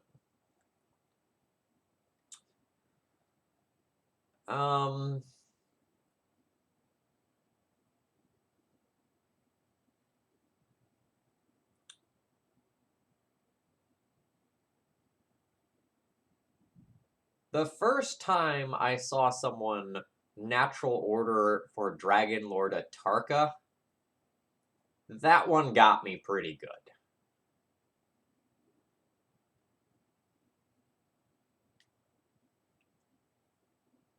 This hand is very awkward and it essentially does nothing. Yeah, false cure is good. Well, this hand looks amazing. I'll be keeping this one. We're going to go Reclaimer into Teague or Canonist, depending on how we're feeling. Ooze and Dryad Arbor are the worst cards here. Dryad Arbor is a turn 3, essentially enters tapped land, so I'm going to junk that.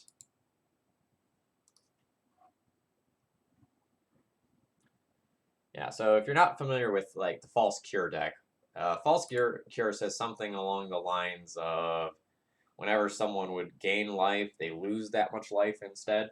So you play this False Cure, and then you play a bunch of cards like Sky Shroud Cutter and Reverence Silence that make your opponent gain life, and then those free spells actually become lose life spells.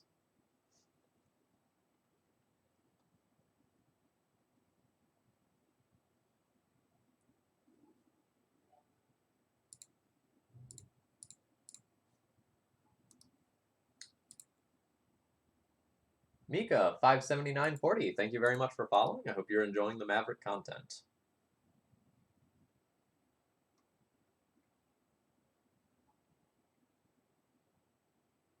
Hey, remember when I ate that fetch land randomly because if my opponent was playing Elvish Reclaimer, it would be a good idea to do so? I feel totally validated. Don't natural order me. Okay. Whew.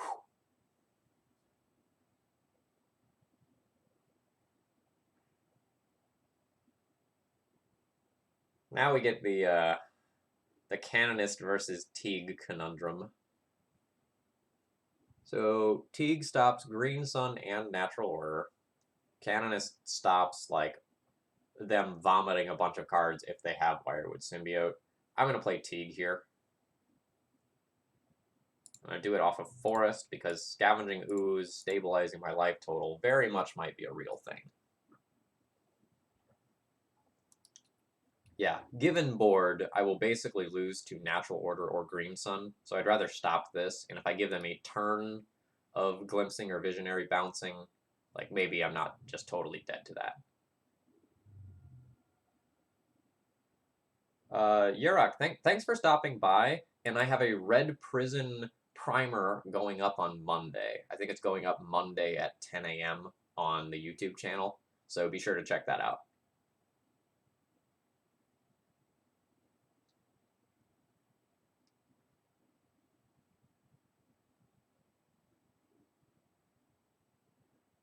They have like a Caracas in there? I don't think you should have done that at... Okay, I understand now. I was about to say, I don't think you should have done that at sorcery speed, because then I could just wasteland it, but then that grows this, so you can make an attack in. I take it back.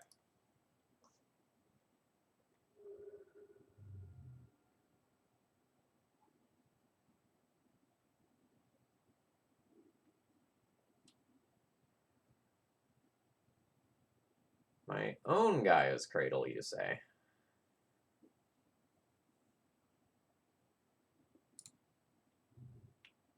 So I can go...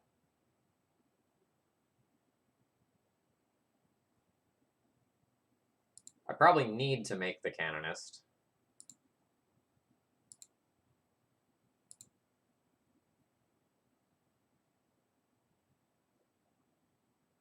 Then I can produce my ooze and take one land out of my opponent's graveyard.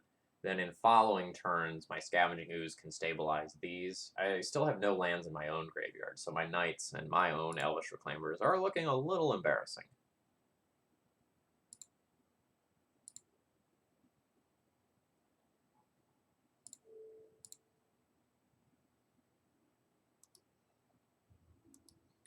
But if my opponent just has like Green Sun or Natural Order, they're going to get to bounce my Teague and just go for it.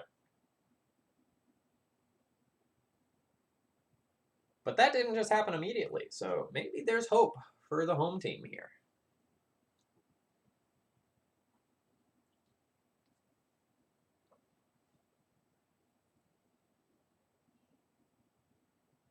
This is a little more... No, but my opponent has Caracas in play. So they can go Caracas, bounce the Teague, and then do it. So they have 3, 6, 7, 8 mana available. They can easily make a 9th with Birchlore Ranger. So I am just dead on board to the bouncy. Yeah, no worries. Cards are small. Board state's really complicated. So that was my opponent's one spell.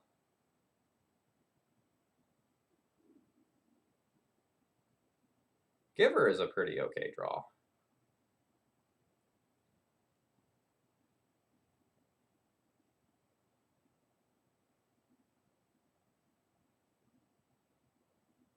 I wish there were some creatures in the graveyard. My little ooze buddy is so hungry. Yeah, Pro Caracas is going to be good for following turns. So I think I'm going to go ahead and just play Giver, pass the turn. I can do Scrib Ranger shenanigans. I'll probably end up Elvish Reclaimering to get a Wasteland and Wastelanding one of these two things in my next turn cycle.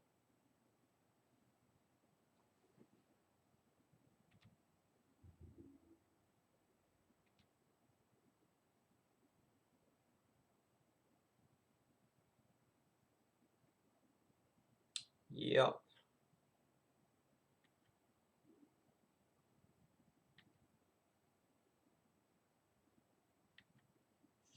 Assuming we aren't dead, we're probably fine. No, Doomwake, if you want to take a look at the deck list, click on the Cardboard Live extension on the left-hand side of the screen, and you can see what I'm working with. I do not have a depths package.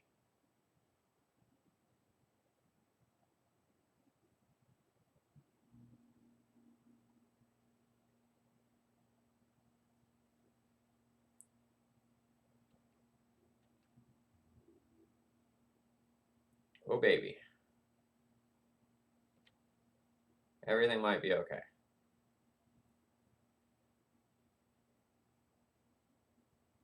I mean, probably not, but maybe. Okay, great, yeah.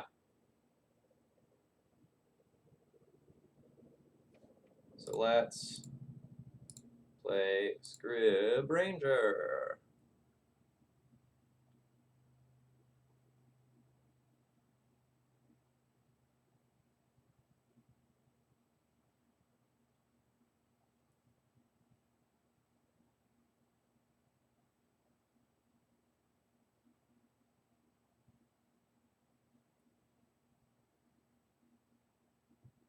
Awkwardly, my opponent can use their Elvish Reclaimers to cycle the Caracas into some other land. But I still probably need to get rid of it.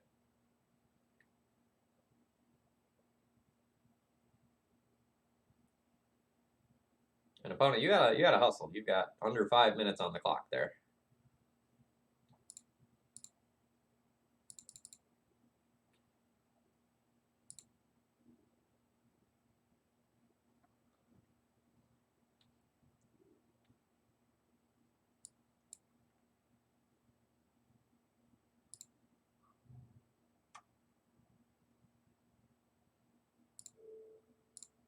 He is so hungry. So very, very hungry.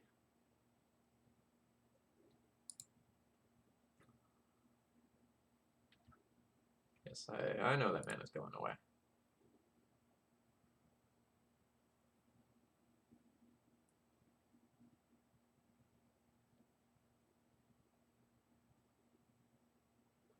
Well, these Elvish Reclaimers are active, so it's really not necessarily doing that. I do think I'm going to go ahead and take the Caracas off the battlefield. I'm going to assume that they don't have multiple of those. I'll let them turn it into a Bayou or whatever.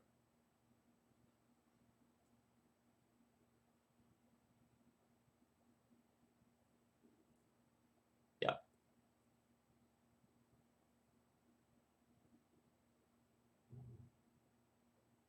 Pendelhaven, sure.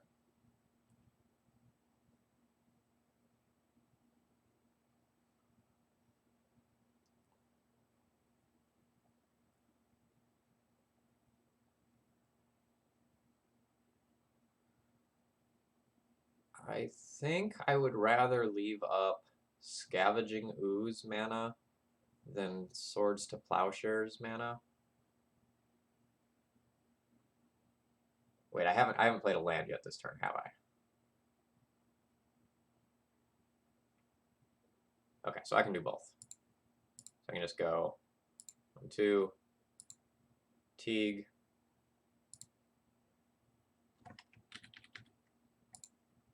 One, two, Teague.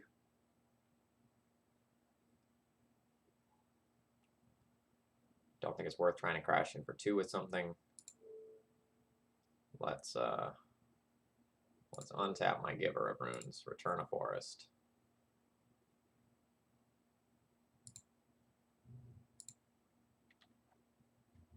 I suppose I could have like used the Giver of Runes, given something pro green, and crashed in. But we're about trying to lock my opponent down here more so than anything else.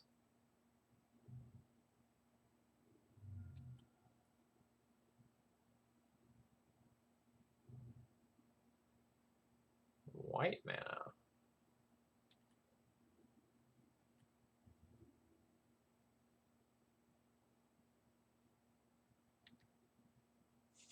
Yeah, don't draw hoof, please.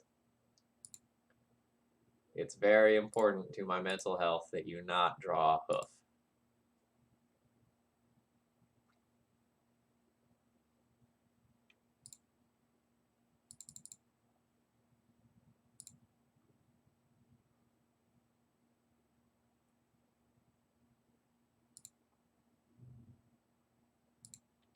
Yeah, the website is down.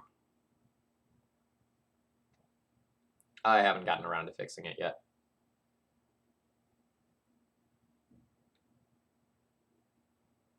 It's on the bucket list.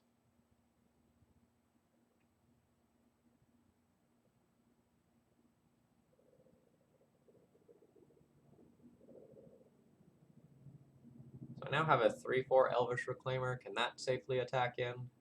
That probably can. I guess they could make their own 3/4 Elvish Reclaimers and force me to use my Giver of Runes. No, they can't make their own 3/4s. You turn a 1/1 into a 2/3. Of course.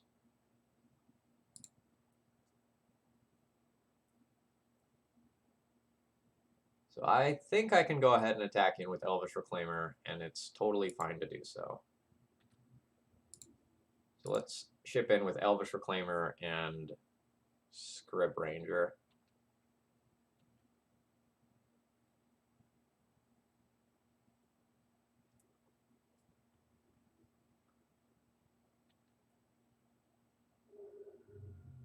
No thought whatever given 2 blocks.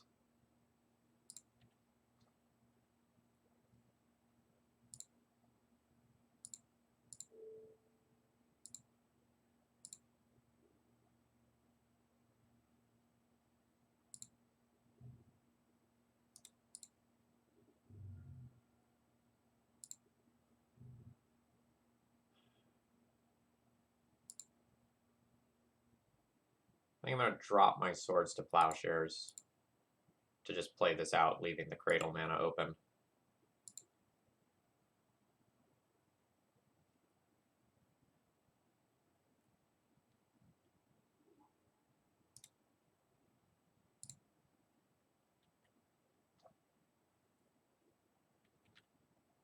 I think the cradle to activate the reclaimer and the scavenging ooze is more valuable than holding up the swords to plowshares.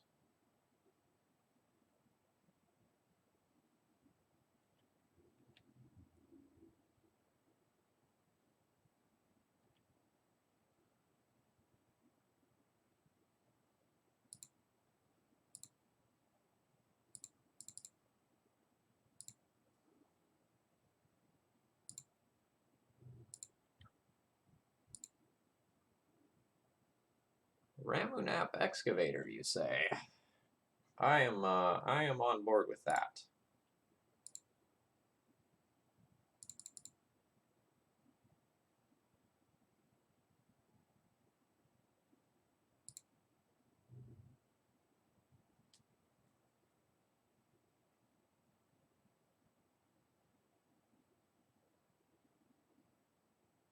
Well, let's not go so far as to say we're beating elves yet, but like we're doing okay.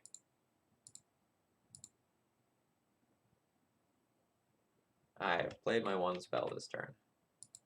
That's right. My cards are symmetrical.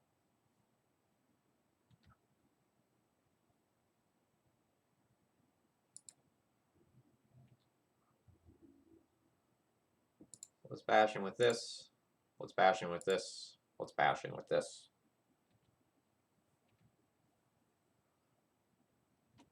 Well, I've gotten a little bit lucky in dodging some draws.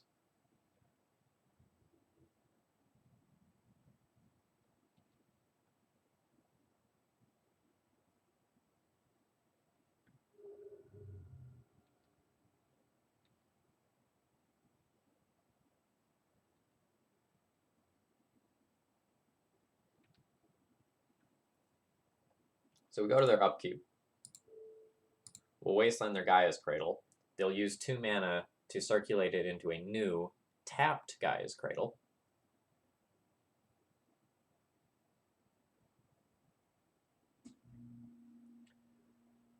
Oh, they won't. Well, that's mighty interesting. In that case, I'll plow your Heritage Druid, and that takes you off of 8 mana.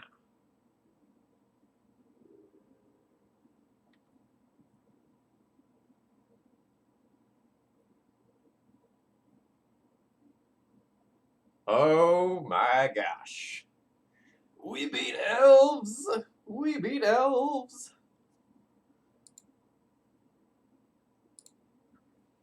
We've had some hard fights this league. Very, very pleased with how this is going.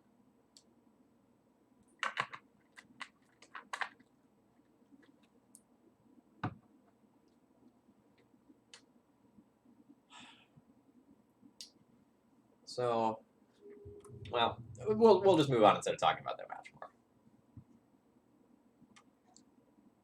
Yeah, I mean the Elves matchup is really difficult for these like green and or white hate bear based decks. This looks like an awesome hand. We're gonna keep this one. My opponent has mulligan.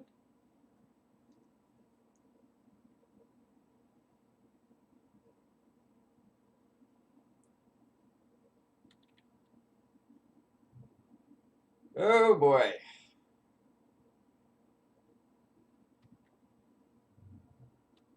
Cabal therapy targeting themselves, huh?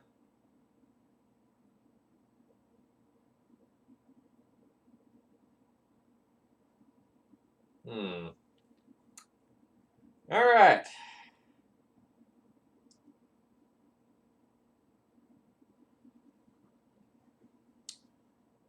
So I know that their hand is now Stinkweed Imp and Cephalid Coliseum. I don't think I can beat them if I let them activate that Coliseum. So I think I need to Wasteland their City of Brass. And my current hope is that they just whiff on 2 dredges in a row. Magical Christmas Land. They did not whiff.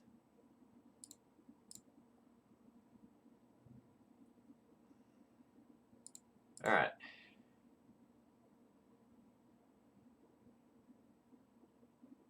What do I have for Graveyard Hate? I have Surgicals and Crypts.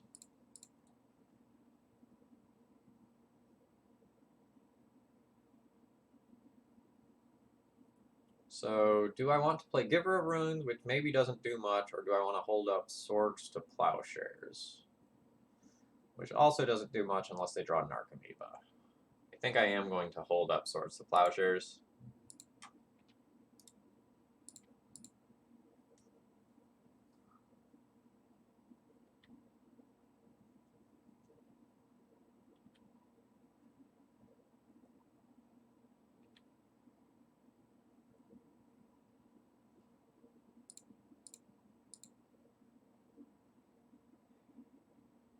We do have Ooze. We have Ooze to play towards.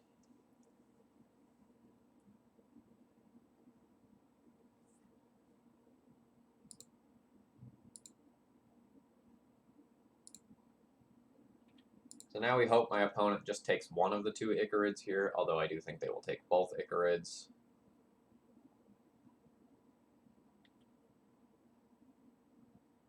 Oh no, they only take 1. So we can let my opponent draw. And I would rather permanently get rid of an Icarid. So we'll Swords that here.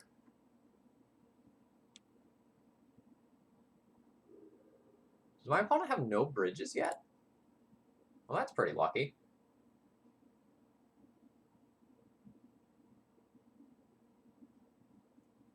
Note, I really don't want to cast my Gaddock Teague because it represents shutting off my Green Suns.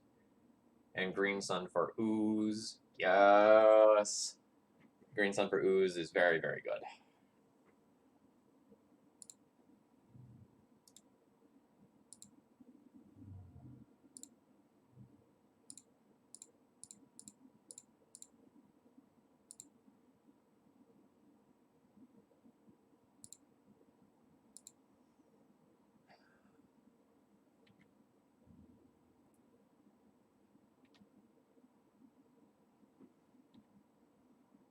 So this is the big turn for them.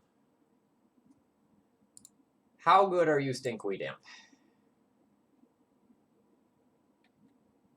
That's so lucky for me. No lies. Like we got super lucky that they did not flip any bridges there in the top half of their deck, essentially. We take those. All right. Crypt seems good.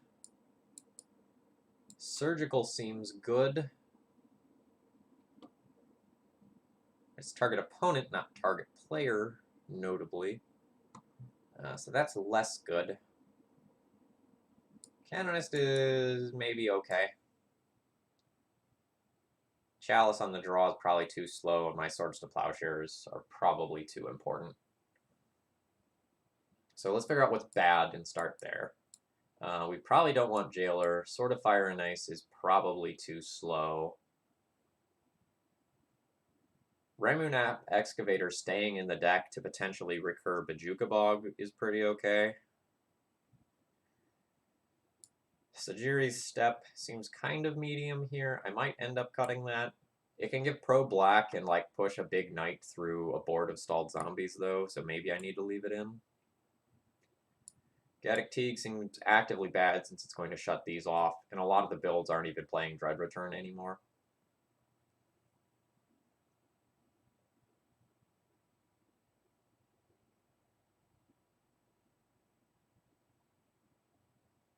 Because I like Pride Mage, not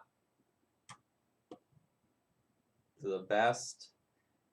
I can target my own Jitte or Crypt in order to put a creature into the graveyard. That seems a little dubious. So then I have 2 cuts to make from there if I want to play the Canonists. Clips for Life, I might be with you. Like, Canonist is definitely kind of medium. Like, maybe I should consider that on the play and not on the draw. I'll go with you there.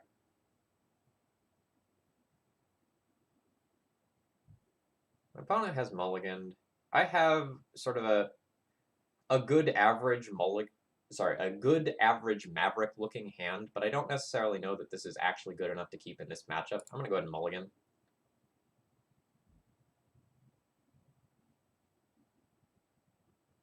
So I have turn 1 Elvish Reclaimer into turn 2 Bojuka Bog with this hand. I think that means that this is going to be good enough to keep. I'm not really sure which one of these cards is supposed to go back.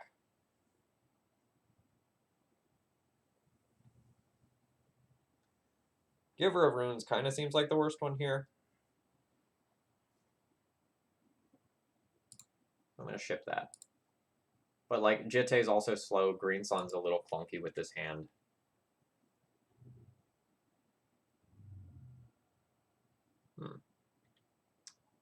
Fair.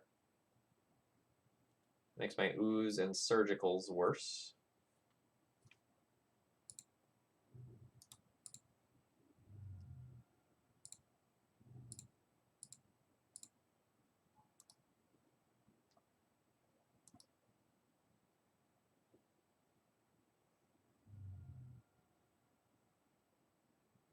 Cabal Therapy targeting themselves. Resolves. Cabal Therapy, City of Brass, Gemstone Mine. I'm gonna read my Bojuka Bog real quick. It targets the player, right? Yep. Womp womp.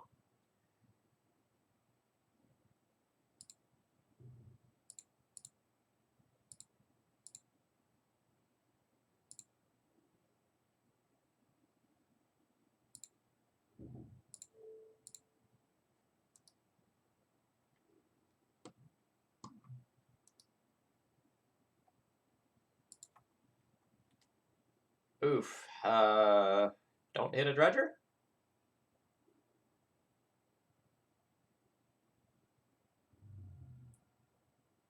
Alright. You get to target me.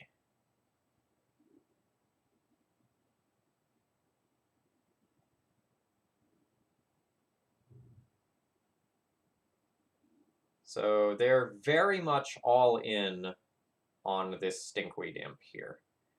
If they fail to flip another Dredger with it, we've probably won this game. I need to figure out what I'm doing with my Green Sun. I think long-term, the plan is get Ramunap Excavator and try to, like, Wasteland Bojuka Boglock my opponent out of the game. I did board out my Pride Mage, right? That would have been something great to get in this situation. Did I board in Night of Autumn? I don't think so. Nope. Okay.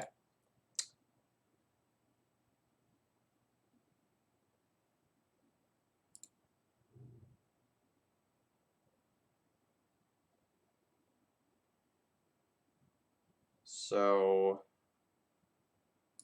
I think I want to play a Reclaimer and then leave up mana to activate Reclaimer and get Gaia's Cradle.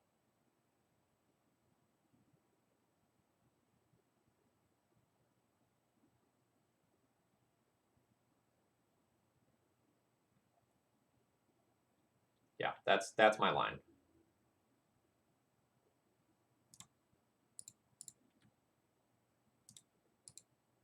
I also need to fetch now. I don't want, like, my opponent to randomly be playing some weird removal spell and just totally get me. Alright, they got a Faithless Looting, so they get another try at putting things in the graveyard.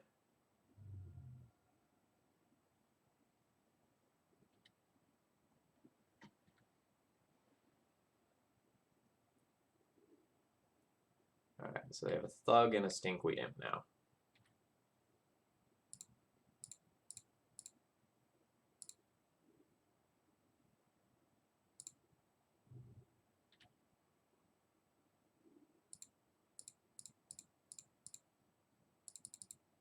X equals 3. Ramunap Excavator. Play Bojuka Bog from Graveyard! That was so sick.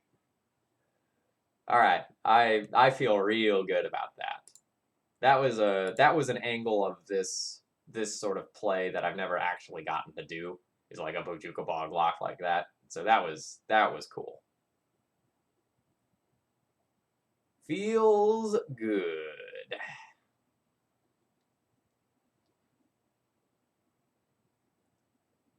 Yeah, you're right. I did have a free mom play. I got excited. That game was over. That's something that I miss a lot when I'm playing Maverick, is I miss the free creatures off of Gaia's Cradle, just because I don't have the reps with it. It's not something I've internalized.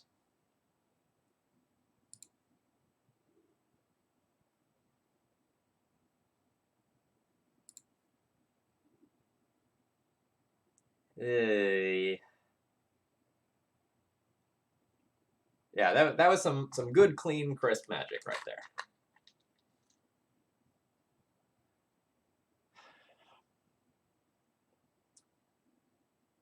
So if I keep this hand, I'm throwing away my Bojuka Bog.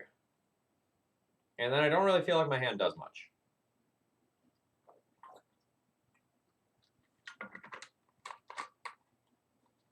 I'm debating going to 5. If I keep this hand, I'm probably green sunning on turn 2 for an Elvish Reclaimer.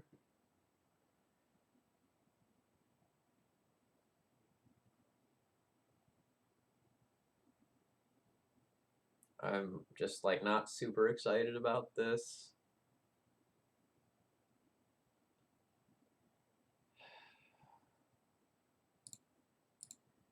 This one maybe should be a mulligan. I'll lead on the Savannah in case I can Swords to Plowshare or something on turn 1 and use my mana efficiently.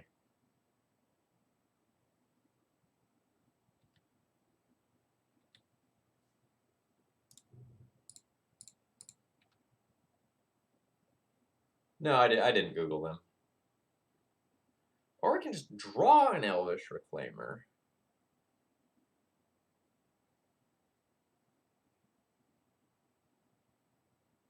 I'm gonna just play that.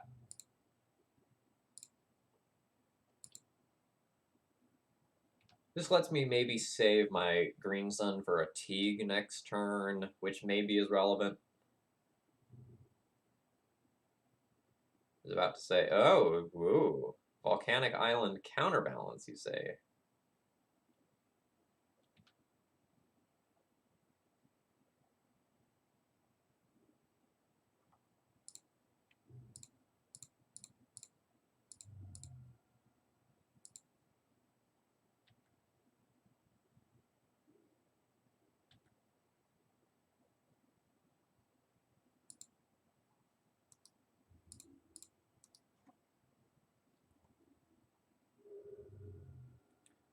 Yeah, my thought is bad Miracle's hand rather than a brew.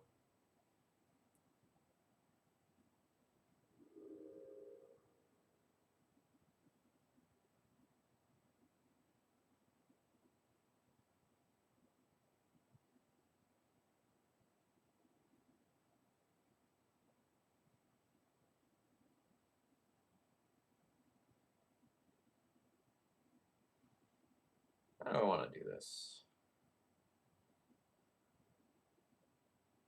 Kind of just want to jam another Green Sun.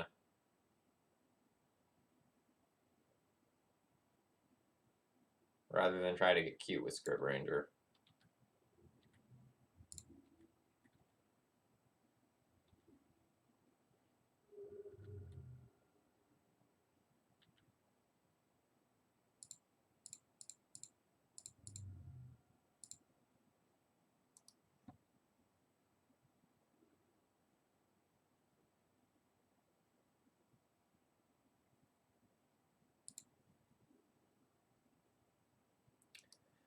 Yeah, I'd like to green sun for Qusali when I have 4 mana available, so I could pop it and immediately kill the counterbalance. I'd also like to do that after my opponent brainstorms, so that they get rid of their other counterbalance that I saw.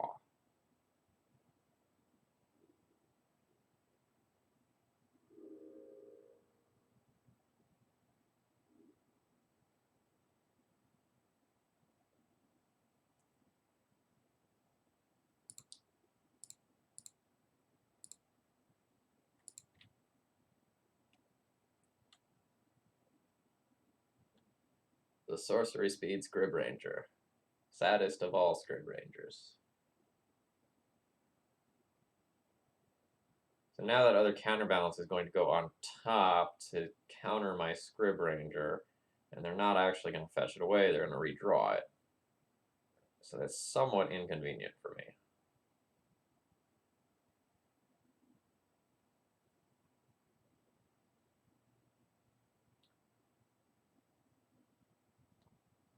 The other thing that I'm going to need to be wary of is the new island that lets you put an instant or sorcery on top of your library. That with counterbalance is real cute.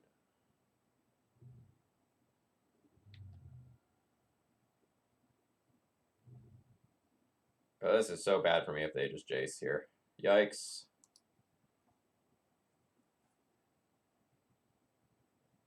I'm not going to concede this game,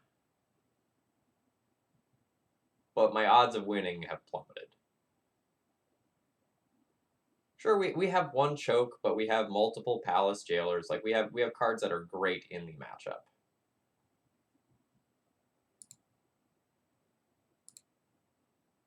I don't think it's particularly likely that there's a 1 on top, so I'm going to do the counterbalance.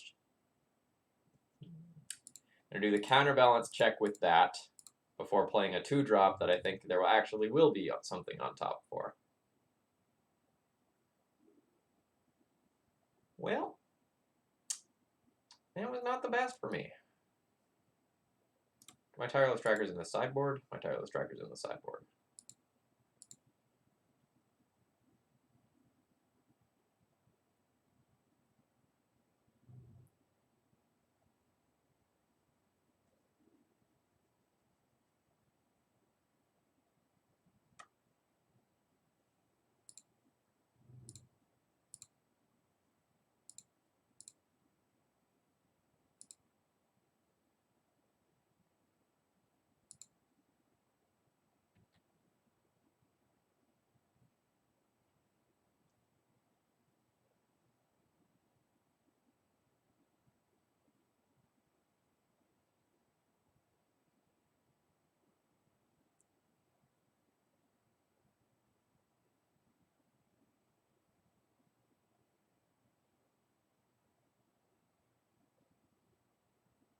Is Miracles a bad Maverick matchup?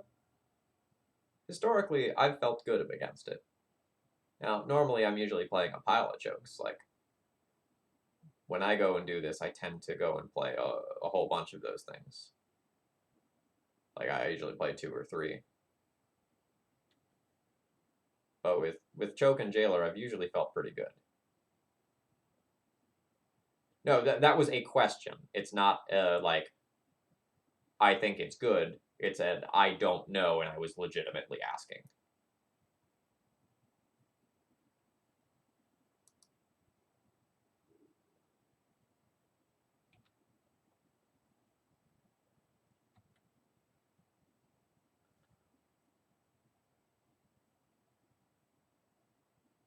I wonder if it was actually good for my opponent to put Brainstorm on top with Mystic Sanctuary.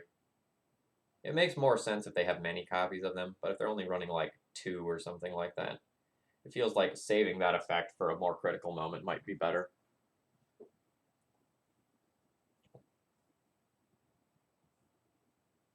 I don't know that playing Giver into this board actually does enough. So I think I'd kind of just like to draw a card here. Yeah, we're going to hold the Giver. Just playing like a card like that into this board is probably not strong enough.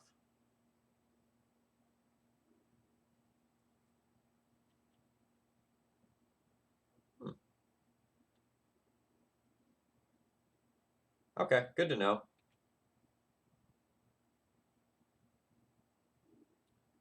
I didn't know if that was necessarily true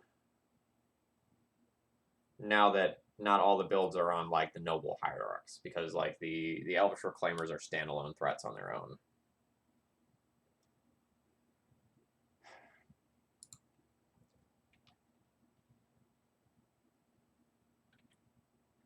Yeah, sure. If you're a value-oriented mid-range pile, then you're in a good place if you're playing against miracles. Yeah, delicious waffles. I think I'm with you. I'm going to wait until I draw a land. If I can resolve Green Sun for X equals 2 and blow up Counterbalance, then I have a snowball's chance at getting back in this game. But once my Green Sun is countered, I'm done.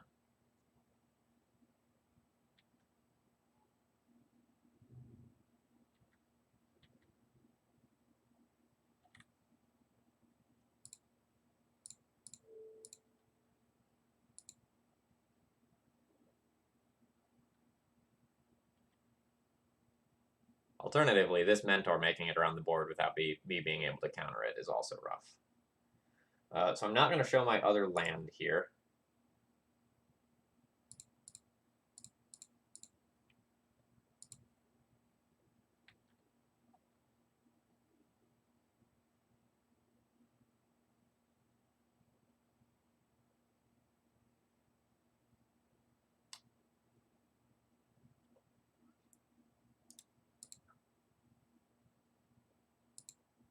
All right. That was rough. All right. Chalice seems good. Knight seems good. Council Judgment seems good. Tracker seems good. Choke seems good. Canonist is something that I would consider, but probably won't end up boarding. So I do not want my swords to plowshares. That I'm very sure of.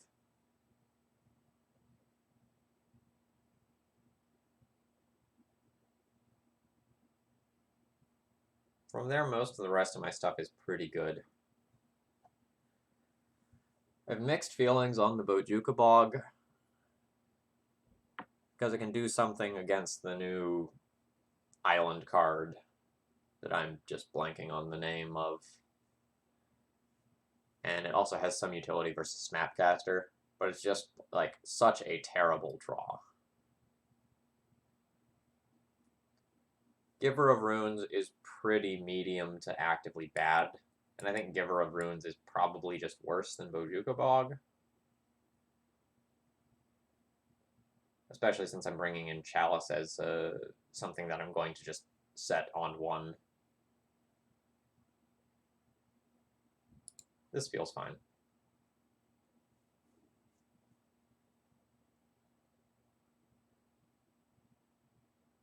Dan Neely usually goes -3 knights, a couple of dorks and moms, a plow, and a wasteland. He keeps 3 plows since they went off Mentor a lot.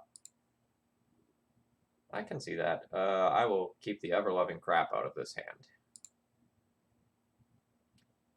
And I'll just be playing Sajiri's Step tapped on turn 1 just as a land. Then I'll probably curve Chalice into Choke.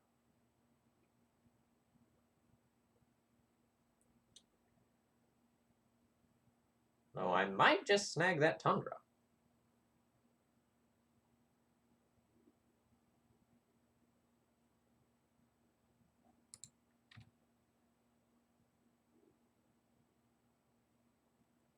Now that I've drawn yet another land, I do kind of like just trying to take that one for free.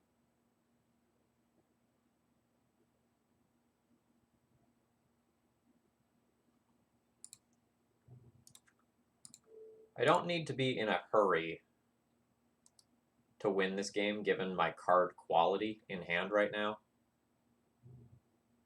Nice.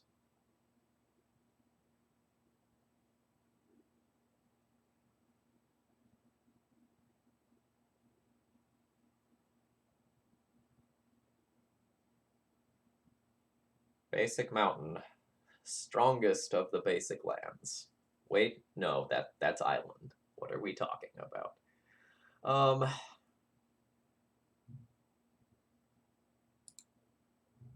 I think I'm gonna go ahead and try to cast Chalice here. Nice.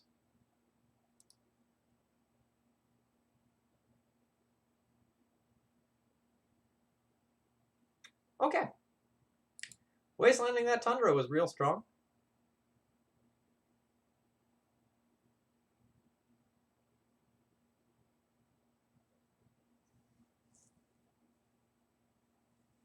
Clips for my strategy was to play both of the white lands to keep choke further off of my opponent's mind. Make it look like I don't have green.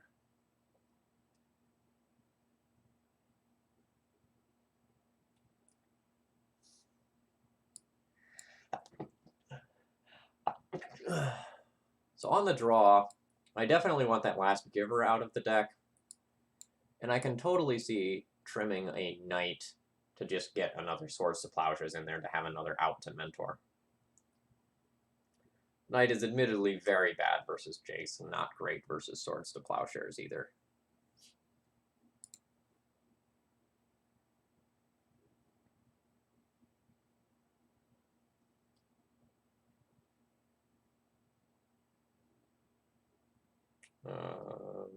This one's a mulligan.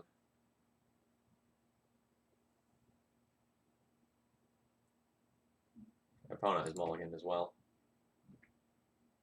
Keep.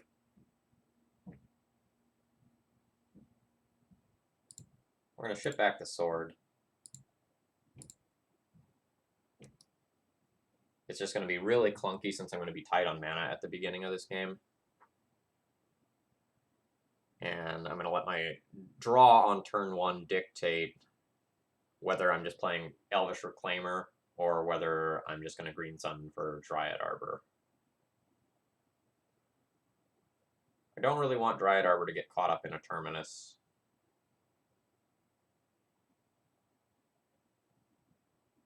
It potentially accelerates me into a turn 3 Palace Jailer, though, which is cool. But I think I'd rather get an Elvish Reclaimer, Swords to Plowshared. I also think I need to not play around back to basics this game because I need to guarantee that I have white-white for when I get to Palace Jailer.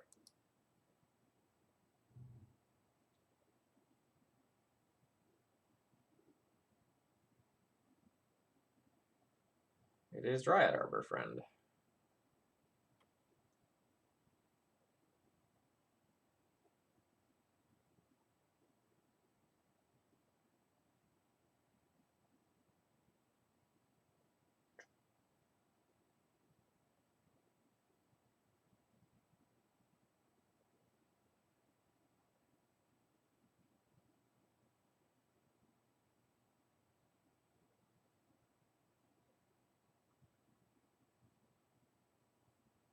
It's a quite inconvenient draw because now I can't use it as a ramp spell to guarantee Jailer next turn.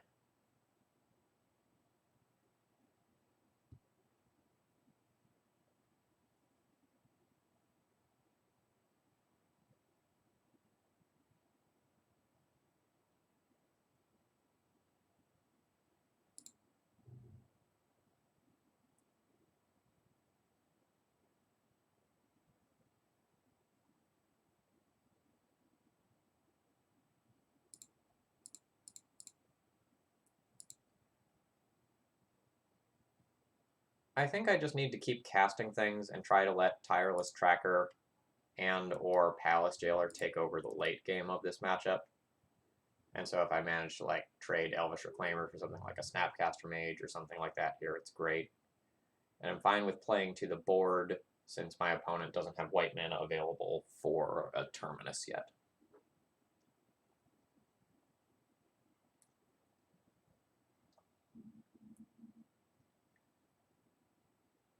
I mean, I would not be surprised at all if my opponent just like untaps and back to basics me. Like that would not surprise me at all. I assume that it's in Miracles lists, although the lists are going to be changing now because of the new fetchable island. So maybe that's something that's going to be cut.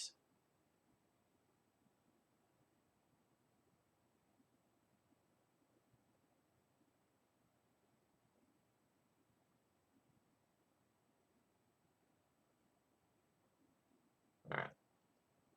So now I'm going to play out Dryad Arbor. I'm going to attack with one Elvish Reclaimer. And then I can use the other to cycle Dryad Arbor into another land if my opponent terminuses.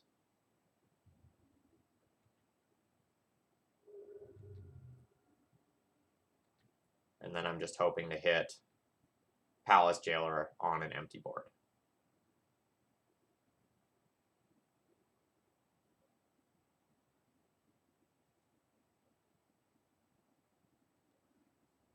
This is on board.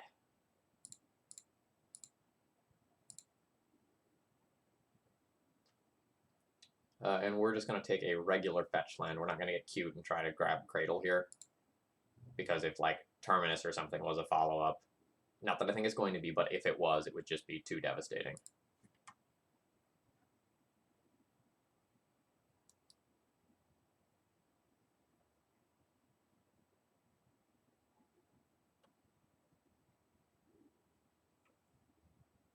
Yep, there we go. So not Terminus, but something like Terminus. Yeah, there's that Gaia's Cradle I really don't want to draw.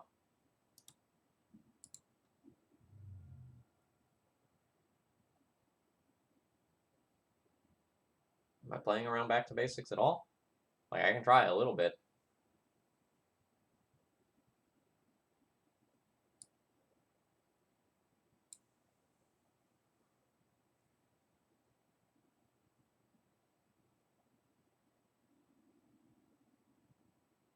I don't think it's correct, too.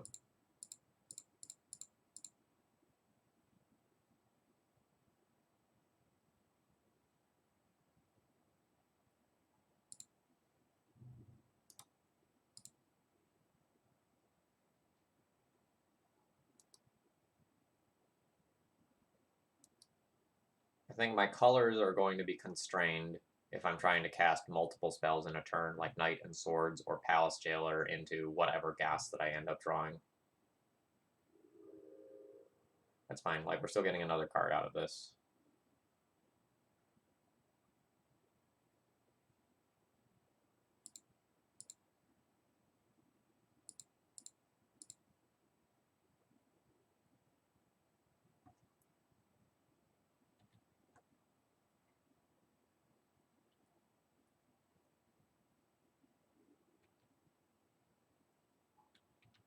Alright, we have our opponent on a relatively low amount of gas.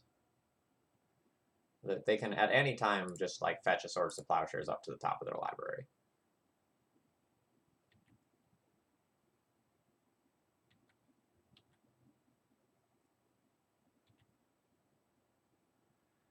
And I think for tempo, I'm going to go ahead and do this, exposing my Thalia to a removal spell. Not punished. Awesome.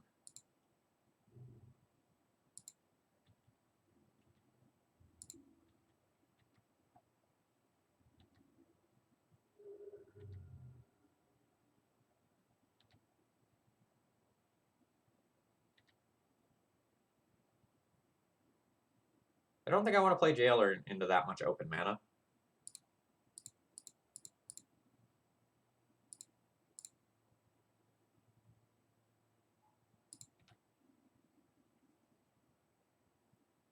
I just don't want to run into, like, Snapcaster, Swords to Plowshares, end of turn.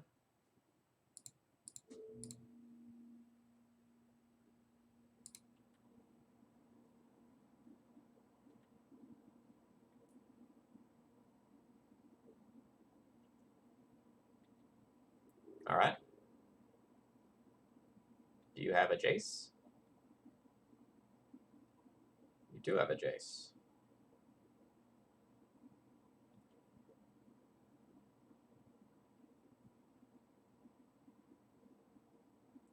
So we're going to have good old-fashioned game of Magic the Gathering here.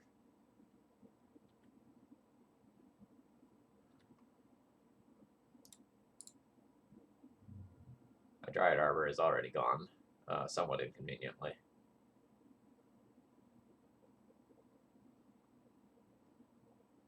I'll leave the Savannah in there for utility later on.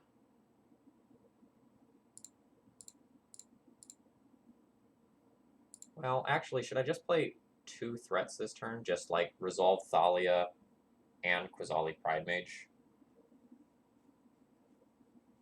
It'll be worse if my opponent's top card is Terminus, though. So this is better against Terminus, worse against Force of Will. Son of a gun. Well, we also don't know that the Terminus wasn't there.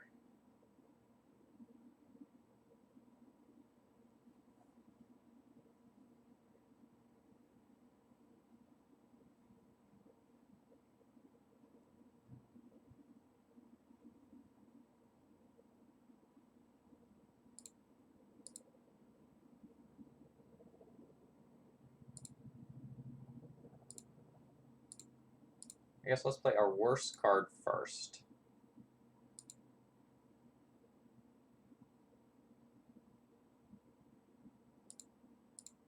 Then we can play our better card second. And I assume this is eating a hard cast Force of Will.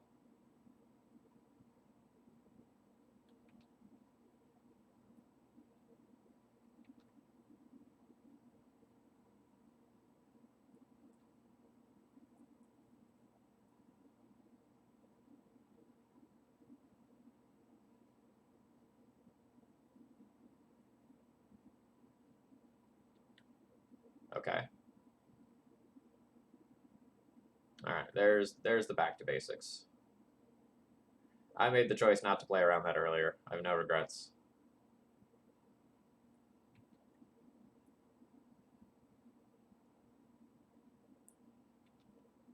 All I need to draw is any fetch land, and then my opponent not to have a counterspell. So I probably have a very narrow window where that actually happens.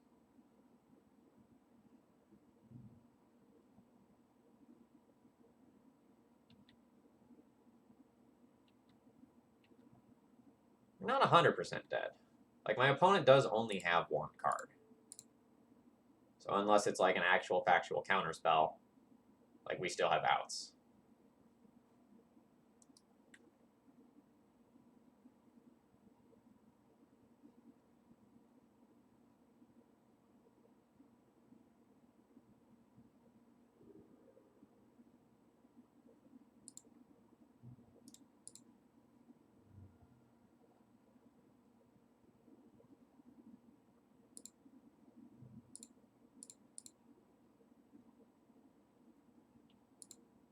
So now we're going to get to blow up the back to basics, and we can also just keep the Quasali Pridemage around as a threat as well.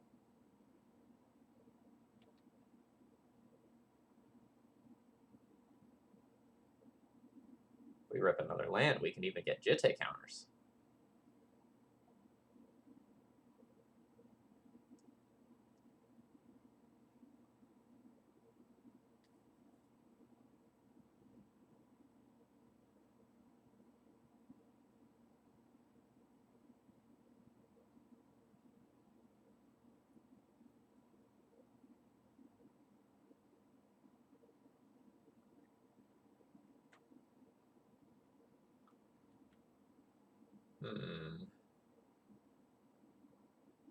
Counterbalance. That's inconvenient.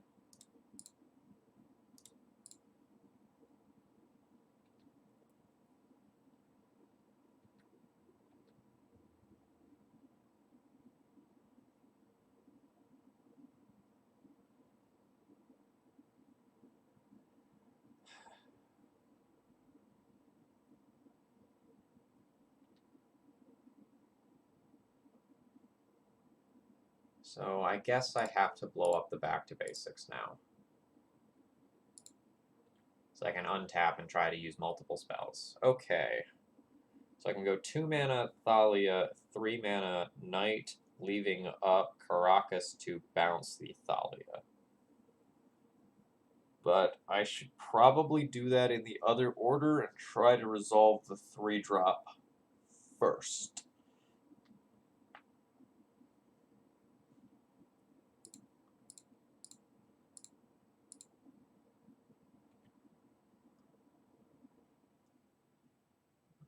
No reveal.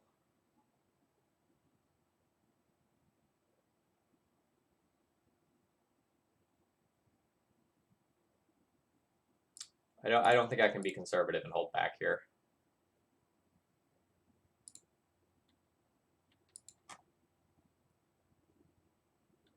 Yep.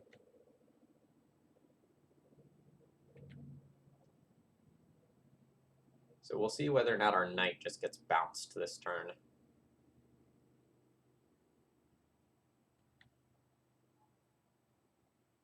Alright, so Snapcaster, Source of Plowshares removes my knight. I gain 7. I have time. My green sun can get another knight, or it can get Tireless Tracker. Is Tracker already gone? Tracker's already gone. My green sun could also get my Crucible Snake.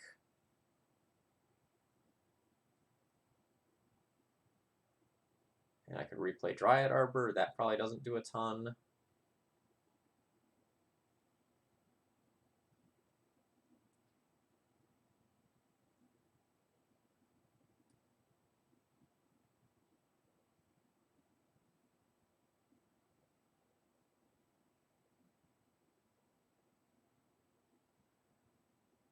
Now I'm officially worried. I think we had plenty of outs before, but I think this one has now slipped away.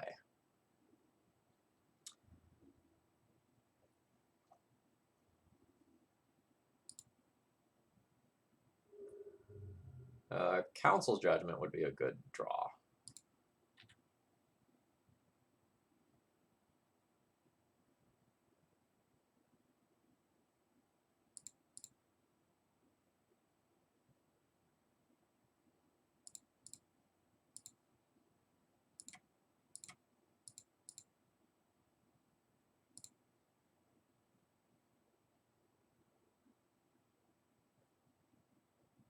So this is most likely to probably resolve at this mana cost. Although this plays into me getting Spell Pierced instead. Alright. Alright. We're dead. That's fine. Good games. So we ended up with a 3-2 finish with this league. The deck list feels good. I'm not going to claim that I played or sideboarded optimally. Definitely made a costly mistake versus Coco Lopez, and I took a few calculated risks that didn't necessarily pay off. As a whole, feel pretty good about the deck list. If you were looking to play some Maverick, something like this would be a cool starting point. I really liked the utility that the Elvish Reclaimers gave us. Like, the Bojuka Boglock that we got off against Dredge with that and Ramunap Excavator was really sweet. And something that would have been, like, way slower to do with a Knight. Why no depths in stage? Because the deck was the copy didn't have depths in stage. Oftentimes, Maverick doesn't need those cards to actually go and win its game. So, like, if you get, like, active Knight of the Reliquary, you can usually just win by growing it to a giant-sized creature. You don't necessarily need the 2020 in order to just win a game with it. It's also, like, very slow with Elvish Reclaimer when you're not going and playing some of the pieces naturally.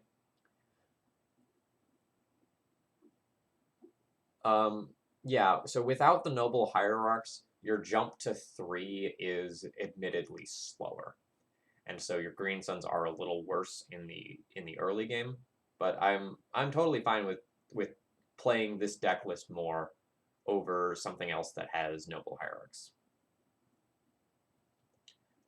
Maybe if Miracles is going to start becoming more popular again, then like maybe there should be another choke in the sideboard over this Blessed Alliance that I kind of like threw in. So if I was gonna play this again, I'd start by changing this Blessed Alliance into a choke, and I'd feel pretty good about that.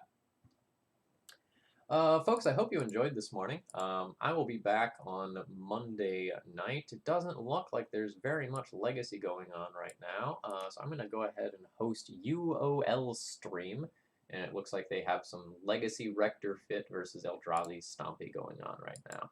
If you enjoyed today's content, please consider supporting the channel in some way, whether that's following, throwing your Twitch Prime money this way, or doing a donation deck list. After I get 3 more donation deck lists, I'm going to look into doing another guest stream since it's been a while since I've done that. So have a great rest of the day, folks. Keep on playing Legacy.